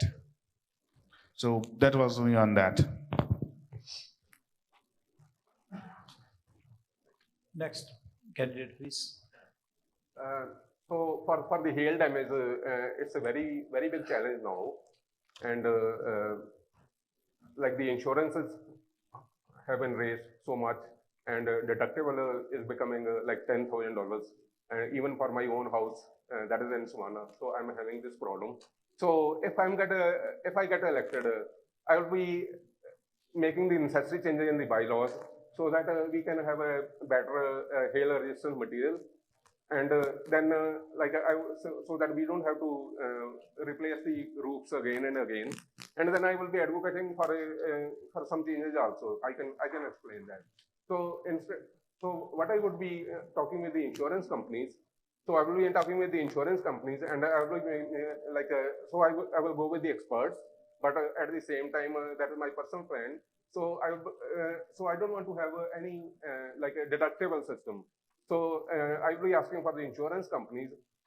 They can approve. They can have a certified contractors for the roof replacement, for the hail damage material replacement. And at the same time, I will be asking for the bulk material for the roof for the better roof material, so that for the bulk material we can have it in a cheap way. And then in case of any hail. So I'll be talking with the insurance company. Time is up, please. Raj Talibalji. Thank you so much. I still remember August 5th, 2024, when the hail hit. I was there next day helping families, calling city for support. You know, we don't need to wait till next council. The work has already started. December 2024, council killed that resilient roofing program in June 2022. I was really mad.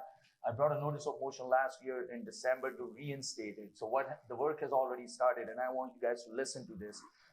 What we have done is we are creating a hail resilient improvement network. What that is going to do is it's going to bring developers, builders, insurance companies, real estate agents, and they're going to give a recommendation to the provincial government to make changes as needed. Second thing, what we are doing is we are asking provincial government to make changes to the Municipal Government Act, Section 390.1, to allow us to give more grants to homeowners under our Clean Energy Improvement Program, which is the SEEP, but we need provincial government to allow us. So as a council, we have written a letter to them. The third thing we have done is we have also asked provincial government to create Alberta Community Resilience Program based grant program for hail protection. It should be called Hail Protection Program for vulnerable communities such as Ward 5, where we are in the midst of the hail alley. The last thing I want to do is next term when I'm elected, we can also work with the provincial government. Due to Bill 18, there's some complications because provincial doesn't allow us to go straight to the federal government. But under federal government's Climate Adaptation and Action Plan, we're going to ask them to provide more funding and grants to these residents. Thank you. Thank you. And Dr. Kelly. Sir, hailstorm is one of the biggest issues in the Northeast, especially impacting Ward 5. But it's not just impacting Ward 5 now, it's impacting Ward 3. But there's multiple factors to this causing. First off, cloud seeding is real. It's not the airport authorities, but it's the insurance companies who are trying to protect their assets there. Why are they not protecting the public as well? Secondly, we need to come up with rebate programs, incentive programs. My insurance right now has gone out of the roof. My deductible from $2,500 is gone up to $10,000. No one's helping me. That's why we need to come into council, change this council, and go work with the province and tell them what we need from insurance companies. I think we should, as Ward 5 residents, should be looking into a class action lawsuit against these insurance companies too. And number two, when it comes to new build homes now, building codes are controlled by province. but architectural controls is actually controlled by the city council. So why are they telling builders to build new homes with actual more hail resilient products, class 4 shingles, hardy on the sides? And the older communities that already exist, I think we should look into having HOA, where we have the funding to help the communities from within the communities when these type of disasters happen, and we have our own money in the back that we can actually help each other. Thank you. Well, I'm agreed with my colleague. The most important thing is that, as my other colleague said, that this next council doesn't need to do anything. Because since 2016, 17, 18, well, I was 3 times victim of this hail damage. And my house couldn't even repair till today because of lack of labor. There are many other complications as well. The thing is that it's a $5 billion tag. Nobody wants to talk about that. This is because election season. We are talking about that, but we need to bring provincial and federal government on board to get more grants for this special, because we are Canadians, we are Albertans, we are Calgarians, we are resident of Ward 5, and we deserve that. We do not belong to the other places where we cannot. If this disaster happened in Ward 5, and this time Ward 3, and it was 3 times, so we need to push our other partners and other governments, and we need to bring that grants money back and give subsidy to the homeowners, and all 3 levels of government, including builders, developers, homeowner association. They need to work together, and those houses which already built in and being affected, we need to work with those owners and give them subsidy to get the roof done according to the weather resilience. Thank you. Thank you. Thank you to all candidates for answering the questions from the panel. And we really, really appreciate that. And we have many, many questions from the audience who are present here. So they are here, and we are just sorting it out with the time and with that, we are just figuring it out that what questions has already been answered and what questions are important or directly to 1 or 2 candidates. So just give us about 30 seconds to finalize this, and we will be asking these questions on behalf of the residents. And then if there is any follow-up on that, we would encourage that any member who wants to ask that question can tell the Mr. Brad Saab or Chevy, who will we can accommodate 1 or 2 from the participants as well. But from the selected questions, so Dr. Yes, you can go ahead. Yeah, okay. There is a question from Harleen Kaur to Rai Daliwal. On 36th Street Northeast, there is a billboard that is so bright that you can't see the lanes. How is this legal, and how will you change it? Okay, so so under city land use bylaw, there's different classes of signage, class A, class B, and so on and so on. Do I answer, or? Okay, anyway, so I'll answer.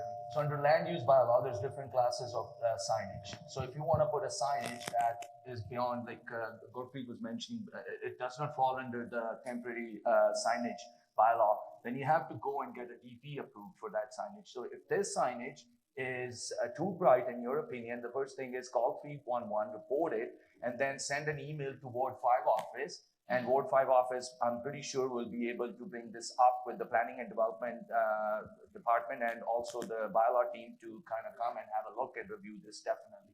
But I encourage you to kind of for support 311 because every decision got to be data-driven decision. Have it reported, have it logged, and then send an email to Ward 5 office. Thank you.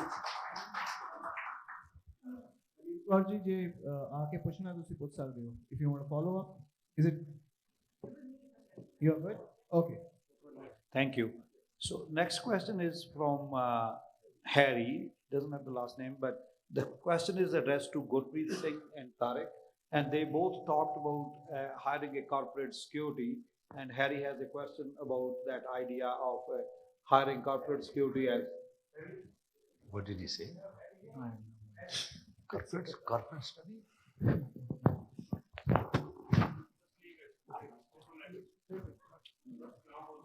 Next question is, they didn't write the name, but it is from Skyview Senior Welfare Association. So whoever is the representative of that, please.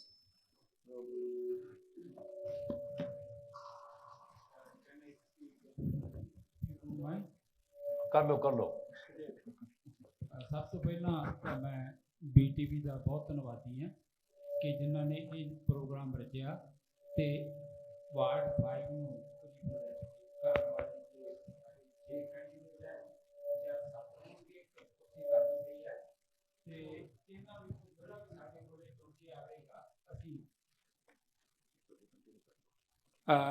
ਜੋ ਵੀ candidate ਚੁਣ ਕੇ ਆਵੇਗਾ ਇੱਥੇ ਸਾਡੇ ਸਾਹਮਣੇ ਅਸੀਂ ਉਹਨੂੰ welcome ਕਰਾਂਗੇ।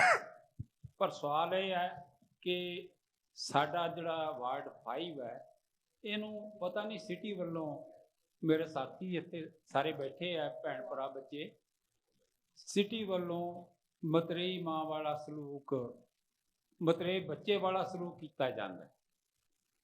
ਇਹ ਸੱਚ ਹੈ ਕਿਉਂਕਿ ਸਾਡੇ ਕੋਲੇ ਬਹੁਤ ਸਾਰੀਆਂ ਸੁਵਿਧਾਵਾਂ ਜਿਹੜੀਆਂ ਹੋਰ ਅਸੀਂ ਸਾਊਥ ਈਸਟ ਸਾਊਥ ਵੈਸਟ ਵਿੱਚ ਜਾ ਕੇ ਦੇਖਦੇ ਹਾਂ ਸਾਨੂੰ ਨਹੀਂ ਮਿਲ ਰਹੀਆਂ। ਸੀਨੀਅਰਸ ਵੀ ਬਹੁਤ ਪਰੇਸ਼ਾਨ ਹੈ ਇਹਨਾਂ ਗੱਲਾਂ ਦੇ ਵਿੱਚ ਕਿ ਸਾਨੂੰ ਲੋੜ ਹੁੰਦੀ ਹੈ ਸਾਡੇ ਜਿੱਥੇ ਵੀ ਅਸੀਂ ਬੈਠਦੇ ਹਾਂ ਸਾਨੂੰ ਵਾਸ਼ਰੂਮ ਦੀ ਜ਼ਰੂਰ ਲੋੜ ਹੁੰਦੀ ਹੈ ਤੇ ਕਿਸੇ ਕਾਰਨ ਕਰਕੇ ਉਹ ਚੱਕ ਲਏ ਜਾਂਦੇ ਆ। ਅਸੀਂ ਸਾਡੇ ਕਾਉਂਸਲਰ ਨੂੰ ਬੇਨਤੀ ਕਰਦੇ ਹਾਂ ਉਹਨਾਂ ਨੂੰ ਗਾਂ ਸਿਟੀ ਨਾਲ ਕੰਟੈਕਟ ਕਰਨਾ ਪੈਂਦਾ ਹੈ ਤਾਂ ਉਹ ਇਸ਼ੂ ਜਿਹੜੇ ਆ ਉੱਥੇ ਦੇ ਉੱਥੇ ਲੰਕੇ ਰਹਿ ਜਾਂਦੇ ਆ। ਹੋ ਸਕਦਾ ਹੈ ਕਿ ਆਉਣ ਵਾਲੇ ਸਮੇਂ ਦੇ ਵਿੱਚ ਉਹ ਸਾਲਵ ਹੋ ਜਾਣ ਜਦੋਂ ਤੁਹਾਡੇ ਵਿੱਚੋਂ ਕੋਈ ਸੱਜਣ ਸਾਡੇ ਕੋਲੇ ਚੁਣ ਕੇ ਆਊਗਾ। ਸੋ ਇਸ ਤਰ੍ਹਾਂ ਦੀਆਂ ਬਹੁਤ ਸਾਰੀਆਂ ਪ੍ਰੋਬਲਮਸ ਹੈ ਇਸ ਤਰ੍ਹਾਂ ਦੀਆਂ ਬਹੁਤ ਸਾਰੀਆਂ ਨਾਟ ਓਨਲੀ ਟੂ ਸੀਨੀਅਰਸ ਸਾਡੇ ਬੱਚਿਆਂ ਨੂੰ ਉੱਥੇ ਰੋਡਸ ਉੱਥੇ ਸੜਕਾਂ ਉੱਥੇ ਜਿਹੜੇ ਪੌਂਡਸ ਹੈ ਸਾਡੇ ਉਹਨਾਂ ਦੇ ਦੁਆਲੇ ਘਾਹ ਉਹਨਾਂ 'ਚੋਂ ਕੱਟਿਆ ਨਹੀਂ ਜਾਂਦਾ ਗਾ and there are so many problems but I thank you ਉਸਦਾ ਕੁਐਸਚਨ ਜੇ ਪੁੱਛ ਲਓ ਜ਼ਿਆਦਾ ਵਧੀਆ ਰਹੂਗਾ please. I asked Raj Taliba this question about the seniors ਕਿ ਸਾਡੇ ਉਸ ਏਰੀਏ ਦੇ ਸਕਾਈ ਵਿਊ ਦੇ ਵਿੱਚ ਗਜ਼ੀਬੋ ਦੀ ਲੋੜ ਹੈ ਵਾਸ਼ਰੂਮ ਦੀ ਲੋੜ ਹੈ ਘਾਹ ਕਟਿੰਗ ਦੀ ਲੋੜ ਹੈ ਤੇ ਸੜਕਾਂ ਨੂੰ ਰਿਪੇਅਰ ਕਰਨ ਦੀ ਲੋੜ ਹੈ। ਇਹ ਮੇਰਾ ਕੁਐਸਚਨ ਰਾਜ ਢਾਲੀਵਾਲ ਵਾਸਤੇ। ਥੈਂਕ ਯੂ ਜੀ। ਮੈਂ ਕੱਲ ਤੁਹਾਡੇ ਕੋਲ ਵੀ ਆਇਆ ਵੀ ਸੀਗਾ ਤੇ ਉਸੇ ਗਜ਼ੀਬੋ ਦੇ ਥੱਲੇ ਤੁਸੀਂ ਬੈਠਦੇ ਵੀ ਹੋ ਜਿਹੜਾ ਆਪਾਂ ਬਣਵਾਇਆ ਸੀਗਾ ਠੀਕ ਹੈ ਨਾ। ਤੇ ਹੁਣ ਇਸ਼ੂ ਇਹ ਆ ਜੀ ਜਿੱਦਾਂ ਮੈਂ ਕਿਹਾ ਕਿ ਪਾਪੂਲੇਸ਼ਨ ਗਰੋਥ ਬਹੁਤ ਜ਼ਿਆਦਾ ਹੋਈ ਹੈ ਰਾਈਟ। ਜਿਹੜੀ ਸਿਟੀ ਦੇ ਜਿਹੜੀ ਪਾਪੂਲੇਸ਼ਨ ਗਰੋਥ ਤੇ ਇਨਫਲੇਸ਼ਨ ਦੀ ਜਿਹੜੀ ਸਪੈਂਡਿੰਗ ਆ ਤੇ ਜਿਹੜੀ ਸਿਟੀ ਕਰ ਰਹੀ ਆ ਉਹਦੇ ਵਿੱਚ $1.1 ਬਿਲੀਅਨ ਦਾ ਇਸ ਵਕਤ ਗੈਪ ਆ। ਜਿਸ ਤਰ੍ਹਾਂ ਮੈਂ ਤੁਹਾਨੂੰ ਕੱਲ ਆ ਕੇ ਗੱਲ ਕੀਤੀ ਸੀ ਜਿੱਥੋਂ ਦੀ ਤੁਸੀਂ ਗੱਲ ਕਰ ਰਹੇ ਹੋ ਉਹ ਯੂਟਿਲਿਟੀ ਰਾਈਟ ਆਫ ਵੇ ਆ ਜਿੱਥੇ ਸਟਰਕਚਰ ਨਹੀਂ ਬਣ ਸਕਦਾ ਪਰ ਆਪਾਂ ਗੱਲ ਕੀਤੀ ਸੀ ਜਿੱਥੇ ਬੀਬੀਆਂ ਬਹਿੰਦੀਆਂ ਨੇ ਕਿ ਉੱਥੇ ਆਪਾਂ ਬਣਾ ਸਕਦੇ ਹਾਂ। ਹੁਣ ਨਵੰਬਰ ਦੇ ਵਿੱਚ ਬਜਟ ਐਡਜਸਟਮੈਂਟਸ ਆ ਰਹੀਆਂ ਵਾ ਜਿਹੜੀਆਂ ਜਿਸ ਤਰ੍ਹਾਂ ਮੈਂ ਕੱਲ ਤੁਹਾਨੂੰ ਕਿਹਾ ਸੀ ਜਿਹੜੀਆਂ ਕੱਲ ਆਪਾਂ ਮੁਸ਼ਕਲਾਂ ਦੇਖੀਆਂ ਹੁਣ ਜਿਹੜਾ ਤੁਹਾਡਾ ਵਾਸ਼ਰੂਮ ਚੁੱਕਿਆ ਗਿਆ ਆਪਣਾ ਉੱਥੋਂ ਅਨਫੋਰਚੂਨੇਟ ਸੀ ਆਪਾਂ ਪਿਛਲੇ ਸਾਲ ਰਖਾਇਆ ਸੀਗਾ ਇੱਕ ਜਿੱਥੇ ਤੁਸੀਂ ਬੈਠਦੇ ਉੱਥੇ ਰਖਾਇਆ ਸੀ। ਪ੍ਰੋਬਲਮ ਇਹ ਹੈ ਕਿ ਉੱਥੇ ਜਿਹੜੀਆਂ ਅਪਾਰਟਮੈਂਟਸ ਸੀਗੀਆਂ ਸਿਟੀ ਨੇ ਦੱਸਿਆ ਕਿ ਉਹਨਾਂ ਤੋਂ ਕੰਪਲੇਂਟਸ ਬਹੁਤ ਆਈਆਂ ਵਾ।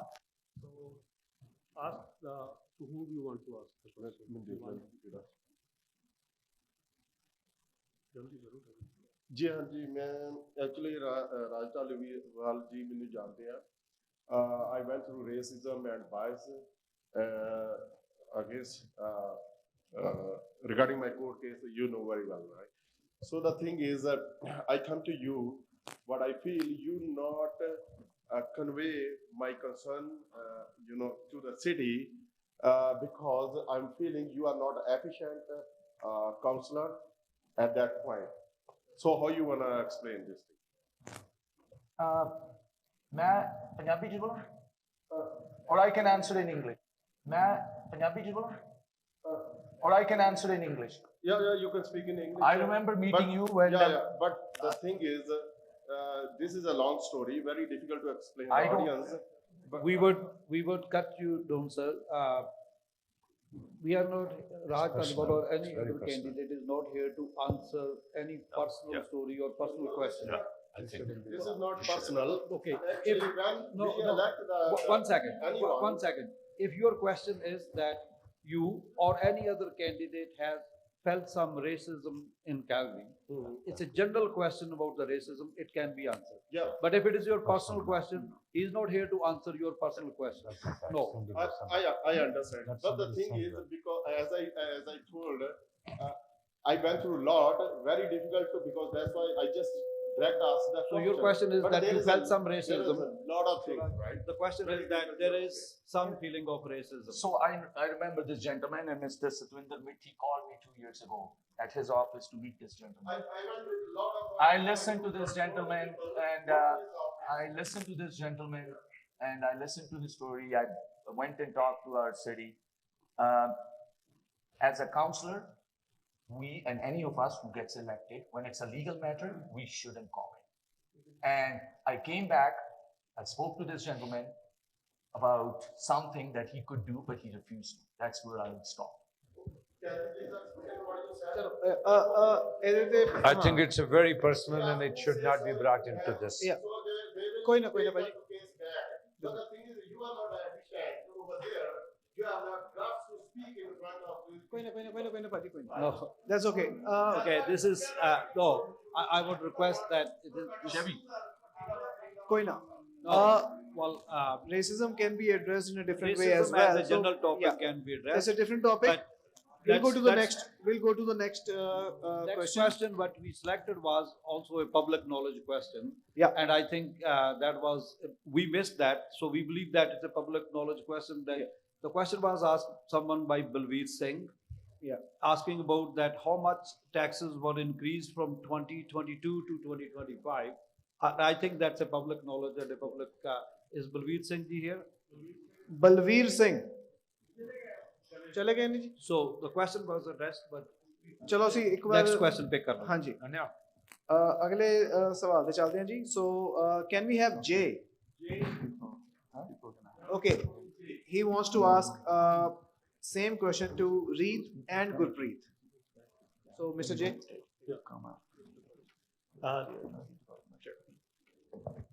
First of all, thank you to all the candidates for being here. It takes a lot of time and commitment to stand up and represent Ward 5. My question is to our candidate Reed and Gurpreet. You both. 276. If we have a surplus, how can we justify raising property taxes when we're talking about affordability? People can barely afford the necessities, and now there's another hike coming, which has been put forth to the next council to review in November. How are these motions being put forth when there's no justification when we have a surplus? So we need an efficient audit that's being done, not whatever's being done right now, because the books have a lot of space, a lot of numbers, a lot of money, which is going down the drain, which needs to stop. Thank you. Then Gurpreet.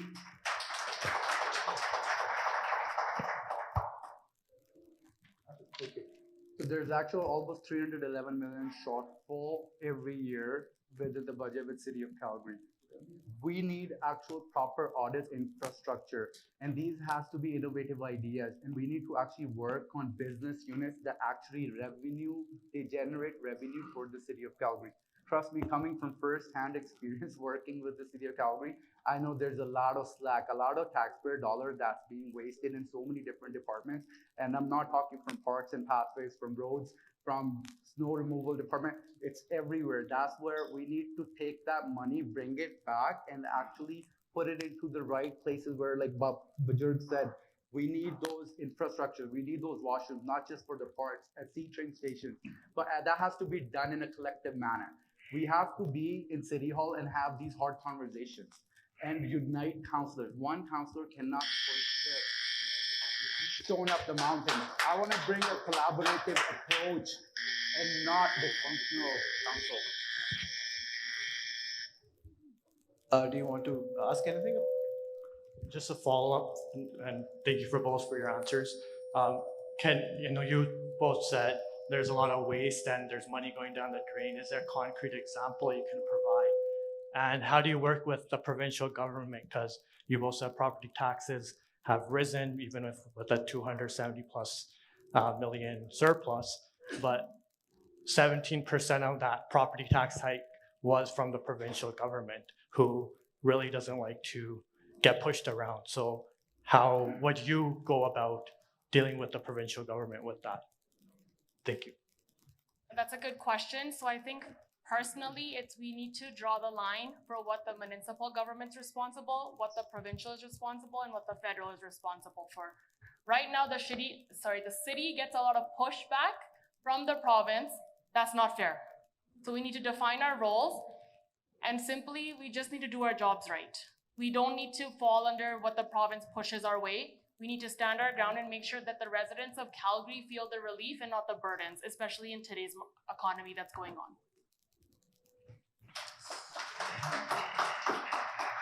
Okay.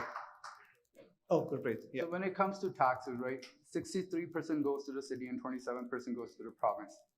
Most of that goes to the schooling. And what happens is city ends up picking up the slack, like Raj said earlier.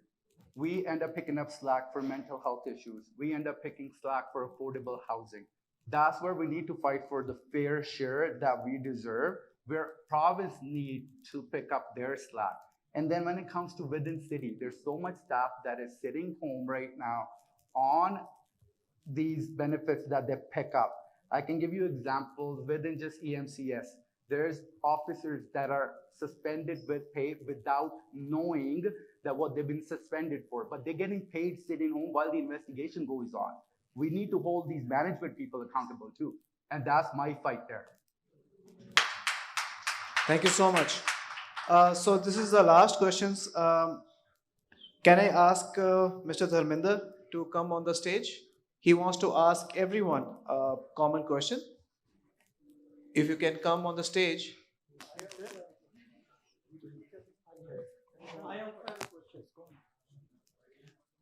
Mr. Dharminder. Okay.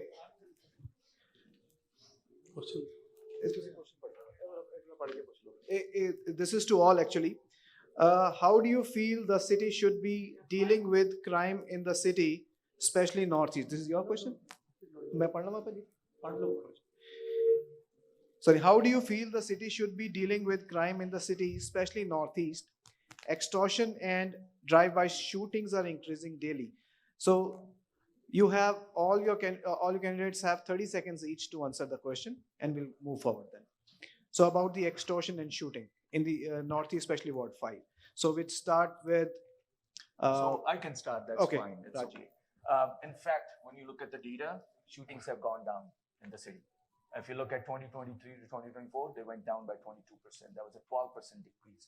2025, they have gone down. The perception of crime has definitely gone up. So when I was at the council last time, our previous Chief Newfield, I asked him straight up, and people can go look up the meeting. I said, Ward 5 population has gone up. Per capita, we are not investing much. There's four, okay. Gurpreet. I think he should, he's not listening. When it comes to extortion, sir, there's actually a team with Calgary Police Services that respond to these extortions, but business owners are not aware. And then we need to bring awareness around business owners. They need to come out and report more. People do not report these crimes. Q1 2025, one community in Ward 5 was number 7 in crime. What comes with it? We need presence of police force. We need presence out there. Thank you. We need more presence of police. We need more engagement of our youth, and we need to discourage those drug sellers who are on the street. And we need to stop those criminals on the street by meeting people and with the resident and with the police services, with the peace officers, and with the non-governmental organization to funding more those who can educate the people who are living in this Ward 5, and they can help prevent these crimes. I don't think it's necessarily the perception. Crime and theft is rising, and we see it, we hear it. Like I've mentioned previously, we need more policing, we need brighter streets, and we also need prevention programs in place. So that's what I will be advocating for and pushing for. Thank you. So the basic answer is policing and collaboration with the people, or like some make more informers, because these criminals are not working by themselves. There should be a people around them, and there's some people also know them. So we should be more informative to the police, and also there is a Crime Stoppers thing where you can anonymously call them and tell them the information what you have, and that way police can do a better job for us and make us safe. Harry Parbaji. So my answer is engage the youth, give them jobs. So if they are engaged, if they have the jobs, the crime will be less also. And at the same time, we can have more police patrolling, and response time should be quick. It should be lesser response. Thank you. So let us condemn this incident. Raise your hands to condemn this incident, everybody. And we're sorry, and we feel very sorry about this incident, which was not supposed to be occur on this side. So that's very good that you are here again. So thank you, everyone. I think if you have no questions to ask to other one, then we can go ahead. How the people should, why the people should elect you? Just 1 minute, everyone, please. Starting from your side, on this side. Purba. Okay. So my only thing is like, so when I came to Canada, I had a very good job there. I had a very good career there. So I came to Canada for a better system. And the system was very good in the beginning, but now the system is not good. So just to improve the system, I decided to run as a counselor. I decided to fight. Right? So if you are looking for a candidate who is qualified, who has a very good experience, I'm an engineer here also I'm an engineer. So if you are looking for a candidate who is qualified, who is experienced, who lives in Ward 5, because I live here for 14 years, and who is sincere, hardworking, and who is committed for the safety of the people, safety of this Ward 5, for the cleanliness of this Ward 5, and who is concerned for the taxpayers' money, so then you can choose Harry Purba. So my commitment for Ward 5 is like I would like to make my Ward 5 best ward, and I would like to bring back our great reputation, because we are great people, but at this time our reputation is not good. So that is my commitment to you. So my tendency is to bring back our great reputation again. So make our Ward 5 a best place again. Thank you so much. So why to choose me? So like how you face problem here, it's the same in the ward, like traffic problems and safety issues and all. That's the same issue I face too, for my kids, for my family also. So, and that's why I choose to be a counselor, to make some changes in this with confidence, and we'll do whatever best for us for a Ward 5. Thank you. Ward 5 has raised me. I am a community leader and the founder of the In Memory of Ronak Foundation. Families deserve relief from the cost of living, safer streets for our children, and services that keep up with our growth. I will not waste your tax dollars. I will be freezing property taxes until a full audit of city spending is complete, so we can keep more money in the pockets of residents and focus only on the essentials. If elected, I would be the first female, first-generation Canadian councillor for Ward 5. I'd just like to remind everyone that advance polls are open from October 6 to 11. Election day is October 20th. I ask for your support during advance polls and on election day, so we can deliver safety, affordability, and accountability for every family in Ward 5. Thank you.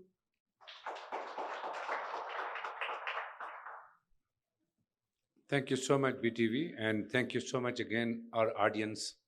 My name is Tariq Khan, and I'm running to be your next councillor in Ward 5. Why? I've been living in this ward for the last 28 years. I raised my family, I raised my kids in this ward, And I am the founder president of Canada Maple Foundation. Lastly, as I work with so many organizations, we have got three objectives.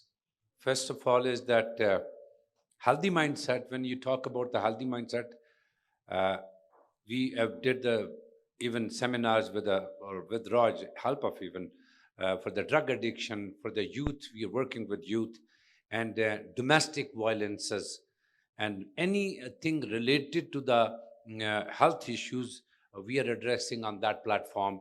And second was the especially women empowerment and empowerment from the new communities. So available resources, we provide them. And we teach them, we tell them that what are the available resources, especially most newcomers and immigrants, they are here. And third, the most important issue which we are addressing, it's not just for this election, this is what we have been doing there for decades, the civic engagements, the youth engagement, involvement, political arena, and we encourage people to, whoever community center you live there, be part of that organization and play your healthy role and integrate those immigrants to the mainstream. That's what we do. And next, I will keep doing that for the betterment of Ward 5. We are lacking of many services, as we discussed before. And I would encourage you, lastly, that my people of Ward 5, if you're satisfied with this council, go and vote whoever you want. But if you're not satisfied with this council's last 8-year performance, pick up Tariq Khan. I'm from the community, for the community. I'm from you. You can see me in Gurdwaras.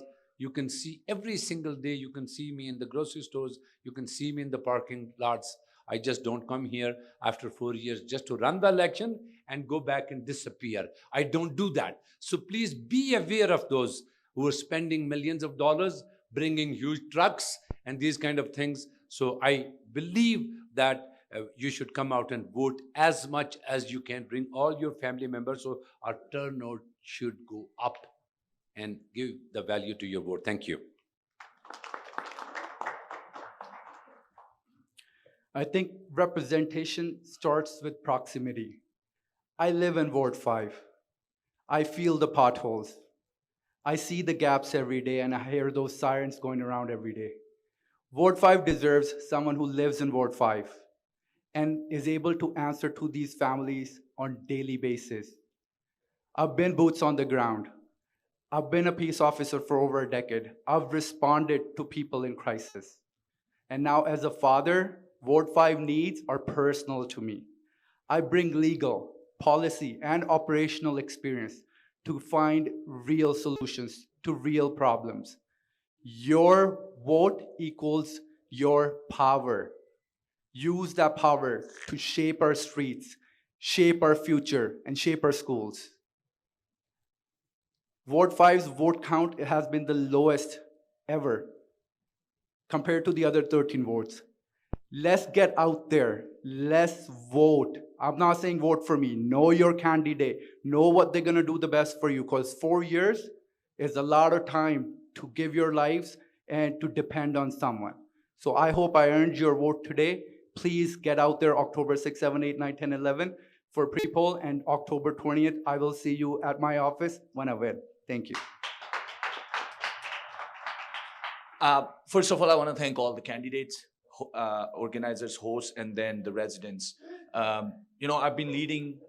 For me, the leadership is about listening, learning, leading, and delivering. For last 4 years, I have worked tirelessly to make Ward 5 a better place for all of us to live, work, and play. As a father, I understand what our needs are, what we need to do. I remember growing up in original Ward 5 when there was none of these areas. It was farmlands. I've seen these communities go up and build in front of me. So I understand the issues. I understand the needs. But we have achieved a lot. But I'm not satisfied.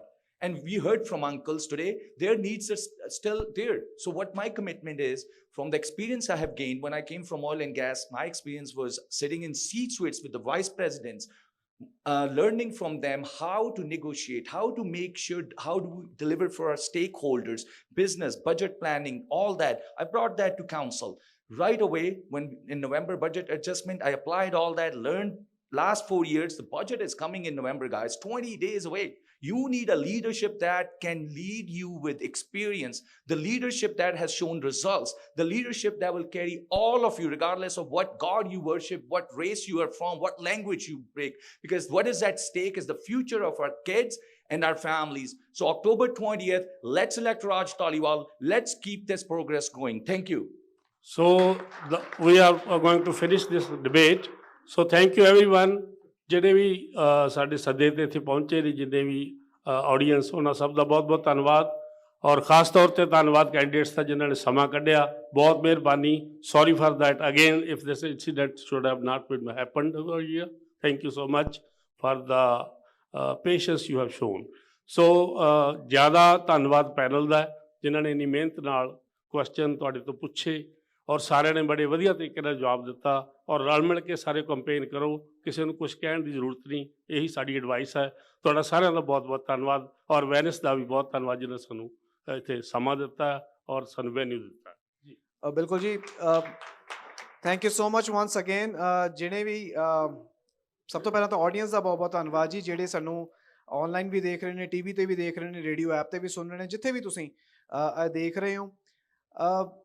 ਧੰਨਵਾਦ ਤਾਂ ਉਹਨਾਂ ਦਾ ਬਣਦਾ ਹੀ ਹੈ ਜਿਹੜੇ ਕਿ voters ਨੇ ਜੀ, ਜਿਹੜੇ ਜਿਨ੍ਹਾਂ ਦੇ ਕੰਸਰਨ ਸੀ, ਜਿਨ੍ਹਾਂ ਨੇ ਸਾਨੂੰ ਬਹੁਤ ਕਿਹਾ ਕਿ ਤੁਸੀਂ ਬਾਰ-ਬਾਰ ਕਹਿੰਦੇ ਤਾਂ ਹੋ ਕੈਨੇਡੀਅਨ ਖਬਰਾਂ ਤੁਸੀਂ ਕਰਦੇ ਹੋ, ਤੁਸੀਂ ਵਾਰਡ 5 ਦੇ ਵਿੱਚ ਇੱਕ ਚੈਨਲ ਹੋ। ਫਿਰ ਅਸੀਂ, ਮੈਂ ਤੇ ਬੌਬੀ ਭਾਈ ਨੇ ਮਿਲ ਕੇ, it's been more than 6 months, let me tell you this, ਕਿ ਅਸੀਂ ਇਹ ਪਲਾਨ ਕਰ ਰਹੇ ਸੀਗੇ। ਕੋਈ ਰਾਤੋਂ ਰਾਤ ਅਸੀਂ ਨਹੀਂ ਸੋਚਿਆ ਕਿ ਇਹ ਅਸੀਂ ਕਰਨੀ ਹੈ ਡਿਬੇਟ। ਸੋ ਜ਼ੋਰਦਾਰ ਤਾੜੀਆਂ ਇੱਕ ਵਾਰ ਬੌਬੀ ਭਾਈ ਲਈ ਵੀ, ਜਿਨ੍ਹਾਂ ਨੇ ਬਹੁਤ ਮਿਹਨਤ ਕੀਤੀ ਜੀ। ਗੁਰਬਾਣੀ ਰੇਡੀਓ ਮੈਨੂੰ ਲੱਗਦਾ ਇੱਕੋ ਹੀ ਐਸਾ ਰੇਡੀਓ ਹੈ, ਜਦੋਂ ਵੀ ਤੁਸੀਂ ਲਾਓਗੇ ਤੇ ਨਾਲ ਹੀ ਤੁਸੀਂ ਬਸ ਭਾਵੇਂ ਡਰਾਈਵ ਕਰਦੇ ਹੋ, ਕੁਛ ਵੀ ਕਰਦੇ ਹੋ, ਉਹ ਸੁਣਿਆ ਜਾਂਦਾ ਜੀ। ਸੋ ਇਹਨਾਂ ਨੂੰ ਹੋਰ ਸੁਣਿਆ ਕਰੋ, ਤੇ ਬਹੁਤ ਵਧੀਆ ਸੇਵਾਵਾਂ ਦਿੰਦੇ ਨੇ। ਔਰ ਇੱਕ ਵਾਰ ਫਿਰ ਤੋਂ, ਜਿਨ੍ਹਾਂ ਦੇ ਬਿਨਾਂ ਤੇ ਹੋ ਹੀ ਨਹੀਂ ਸਕਦੀ ਸੀ ਡਿਬੇਟ, ਜਿਹੜੇ ਕਿ ਸਾਡੇ ਕੈਂਡੀਡੇਟਸ ਨੇ, ਜਿਨ੍ਹਾਂ ਨੇ ਸਾਡੇ ਇੱਕ ਸੱਦੇ ਤੇ, ਇੱਕ ਇਨਵਾਈਟ ਤੇ ਹਾਮੀ ਭਰੀ ਔਰ ਇੱਥੇ ਆਏ, ਔਰ ਸਾਡੇ 'ਤੇ ਭਰੋਸਾ ਦਿਖਾ ਕੇ ਇੱਥੇ ਆਏ ਨੇ ਜੀ ਕਿ ਇਹ ਇੱਕ ਵਧੀਆ ਇਵੈਂਟ ਹੋਣਾ ਚਾਹੀਦਾ, ਇੱਕ ਵਧੀਆ ਇੱਥੇ ਪ੍ਰਬੰਧ ਹੋਊਗਾ। ਉਹਦੇ ਲਈ ਫਿਰ ਤੋਂ ਤੁਹਾਡੇ ਸਾਰਿਆਂ ਤੋਂ ਬਹੁਤ ਬਹੁਤ ਮਾਫੀ ਮੰਗਦੇ ਹਾਂ ਜੀ, ਬਹੁਤ ਬਹੁਤ ਸੌਰੀ ਕਿ ਇਹਦੇ ਵਿੱਚ ਸ਼ਾਇਦ ਅਸੀਂ ਵੀ ਸਿੱਖ ਰਹੇ ਹਾਂ। ਅਗਲੀ ਵਾਰ ਮੈਨੂੰ ਲੱਗਦਾ ਕਿ ਇੱਥੇ ਜਿਵੇਂ ਗੁਰਪ੍ਰੀਤ ਭਾਜੀ ਕਹਿੰਦੇ ਨੇ, ਪੁਲਿਸ ਸਾਡੇ ਰੱਖਣੇ ਪੈਣੇ। But sorry once again, but thank you so much for cooperation. Thank you, ਤੁਸੀਂ ਵਾਪਸ ਇੱਥੇ ਆਏ, ਆਪਣੀ ਸਪਿਰਿਟ ਦਿਖਾਈ, ਔਰ ਮੈਨੂੰ ਲੱਗਦਾ ਹੈ ਕਿ ਕੋਈ ਵੀ ਇਹ ਇਲੈਕਸ਼ਨ ਇਸ ਵਾਰ ਜਿੱਤੇ, ਤੁਸੀਂ you are in the safe hand, ਜਿਨ੍ਹਾਂ ਕੋਲ ਬਹੁਤ ਪੇਸ਼ੈਂਸ ਹੈ ਤੁਹਾਡੀ ਗੱਲਾਂ ਸੁਣਨ ਨੂੰ, ਬਹੁਤ ਸਾਰੀਆਂ ਚੀਜ਼ਾਂ ਸੁਣਨ ਨੂੰ। ਸੋ ਇੱਕ ਵਾਰ ਇਹਨਾਂ ਲਈ, ਸਾਰਿਆਂ ਲਈ ਇੱਕ ਵਾਰ ਬਹੁਤ ਜ਼ੋਰਦਾਰ ਤਾੜੀਆਂ ਹੋ ਜਾਣ। ਸਾਡੇ ਪੈਨਲ ਜਿਹੜੇ ਕਿ ਬਹੁਤ ਹੀ ਜ਼ਿਆਦਾ ਐਕਸਪੀਰੀਅੰਸਡ ਨੇ ਜੀ ਇਸ ਕੈਲਗਰੀ ਸ਼ਹਿਰ ਦੇ ਵਿੱਚ, ਸੇਵਾ ਸਿੰਘ ਪ੍ਰੇਮੀ ਅੰਕਲ ਜੀ ਨੂੰ ਮੈਨੂੰ ਨਹੀਂ ਲੱਗਦਾ ਕੋਈ ਜਾਣਦਾ ਹੋਏਗਾ, ਜਾਂ ਔਜਲਾ ਸਾਹਿਬ ਨੂੰ, ਜਿੰਨੇ ਕੁ ਸਮਝਦਾਰ ਮੈਂ ਕਹਾਂਗਾ, ਸਿਆਣੇ ਨੇ ਬਹੁਤ। ਔਰ ਅਸੀਂ ਹਮੇਸ਼ਾ ਇਹਨਾਂ ਨੂੰ ਕੋਈ ਸਲਾਹ ਲੈਣੀ ਹੋਵੇ ਤਾਂ ਜ਼ਰੂਰ ਇਹਨਾਂ ਕੋਲ ਜਾਂਦੇ ਹਾਂ, ਪਰ ਇੱਥੇ ਆ ਕੇ ਇਹਨਾਂ ਨੇ ਆਪਣਾ ਕੀਮਤੀ ਸਮਾਂ ਵੀ ਕੱਢਿਆ ਔਰ ਬਹੁਤ ਸੋਹਣੇ ਤਰੀਕੇ ਦੇ ਨਾਲ ਇਹ ਡਿਬੇਟ ਜਿਹੜੀ ਹੈ ਉਹਨੂੰ ਨਿਭਾਇਆ ਜੀ। ਸੋ ਤੁਹਾਡਾ ਵੀ ਬਹੁਤ ਬਹੁਤ ਧੰਨਵਾਦ ਜੀ। ਇੱਕ ਵਾਰ ਜ਼ੋਰਦਾਰ ਤਾਲੀਆਂ ਇਹਨਾਂ ਲਈ ਵੀ ਹੋ ਜਾਣ ਜੀ। ਬਰਾੜ ਸਾਹਿਬ ਦਾ ਬਹੁਤ ਬਹੁਤ ਧੰਨਵਾਦ ਜੀ। ਅੰਕਲ ਨੇ ਬਹੁਤ ਵਧੀਆ ਤਰੀਕੇ ਦੇ ਨਾਲ ਇਸ ਚੀਜ਼ ਨੂੰ ਨਿਭਾਇਆ ਜੀ, ਇਸ ਚੀਜ਼ ਨੂੰ ਵਧੀਆ ਤਰੀਕੇ ਨਾਲ ਕੀਤਾ ਜੀ। ਸੋ thank you so much uncle ਜੀ, ਵਾਂਸ ਅਗੇਨ ਤੁਸੀਂ ਵੱਧ ਚੜ੍ਹ ਕੇ ਇਹਦੇ 'ਚ ਹਿੱਸਾ ਲਿਆ, ਔਰ ਇਹਨਾਂ ਨੇ ਆਪ ਹੀ ਦੋ ਚਾਰ ਡਿਬੇਟਾਂ ਲੜੀਆਂ ਨੇ, ਸੋ ਇਹਨਾਂ ਨੂੰ ਪਤਾ ਕਿਵੇਂ ਕਰਨਾ। ਸੋ ਐਕਸਪੀਰੀਅੰਸ ਜਿਹੜਾ ਉਹ ਬਹੁਤ ਹੈ। So thank you so much. Suri Sahib ਦਾ ਵੀ ਬਹੁਤ ਬਹੁਤ ਧੰਨਵਾਦ ਜੀ, ਇਹਨਾਂ ਨੇ ਬੜਾ ਆਪਣਾ ਕੀਮਤੀ ਸਮਾਂ ਸਵੇਰ ਦਾ ਹੀ ਕੱਢਿਆ ਜੀ, ਔਰ ਬਹੁਤ ਸੋਹਣੇ ਤਰੀਕੇ ਦੇ ਨਾਲ ਜਿਹੜਾ ਹੈ ਇੱਥੇ ਆ ਕੇ ਸਾਡਾ ਸਾਰਿਆਂ ਦਾ ਸਾਥ ਦਿੱਤਾ ਐਜ਼ ਅ ਟੀਮ ਵਰਕ। ਮੈਨੂੰ ਲੱਗਦਾ ਜਿਹੜੀ ਟੀਮ ਹੈ, ਸੁਖਨੀਤ ਹੈ, ਇੱਥੇ ਸਾਰੇ ਹੀ ਨੇ, ਤੇ ਬਹੁਤ ਬਹੁਤ ਧੰਨਵਾਦ ਵਾਂਸ ਅਗੇਨ। ਇੱਥੇ ਅਸੀਂ ਕਲੋਜ਼ਿੰਗ ਕਰਦੇ ਹਾਂ। ਵੈਨਿਸ ਦਾ ਰਾਜਪਾਲ ਭਾਈ ਦਾ ਬਹੁਤ ਬਹੁਤ ਧੰਨਵਾਦ ਕਰਦੇ ਹਾਂ, ਜਿਨ੍ਹਾਂ ਨੇ ਬਹੁਤ ਸੋਹਣਾ, ਜਿਹੜਾ ਵੈਸੇ ਵੀਕਐਂਡ 'ਤੇ ਇਹ ਮਿਲਣਾ ਇੰਪੋਸੀਬਲ ਦੇ ਕਰੀਬ ਹੈ, ਪਰ ਇਹਨਾਂ ਨੇ ਟਾਈਮ ਕੱਢ ਕੇ ਸਾਨੂੰ ਜਿਹੜਾ ਇਹ ਹਾਲ ਦਿੱਤਾ ਜੀ। ਇੱਕ ਵਾਰ ਰਾਜਪਾਲ ਭਾਜੀ ਲਈ ਤਾੜੀਆਂ ਹੋ ਜਾਣ ਜੀ। ਔਰ ਵਾਂਸ ਅਗੇਨ ਥੈਂਕ ਯੂ ਤੁਹਾਡੇ ਸਾਰਿਆਂ ਦਾ। ਇਸ ਦੇ ਨਾਲ ਹੀ ਕਲੋਜ਼ਿੰਗ ਕਰਦੇ ਹਾਂ। ਅਗਲੇ ਇਲੈਕਸ਼ਨ ਦੇ ਵਿੱਚ ਫੇਰ ਮਿਲਾਂਗੇ ਜੀ, ਡਿਬੇਟ ਲੈ ਕੇ। ਜਿਹੜੀ ਤੁਸੀਂ ਡਿਮਾਂਡ ਕਹੋਗੇ ਅਸੀਂ ਕਰਦੇ ਰਹਾਂਗੇ। ਇੱਦਾਂ ਹੀ ਦੇਖਦੇ ਰਹੋ ਜੀ ਸਾਡੇ ਚੈਨਲਾਂ ਨੂੰ, ਔਰ ਸਾਡੇ ਨਾਲ ਜੁੜੇ ਰਹੋ ਜੀ। ਬਹੁਤ ਬਹੁਤ ਧੰਨਵਾਦ। Thank you once again. Thank you.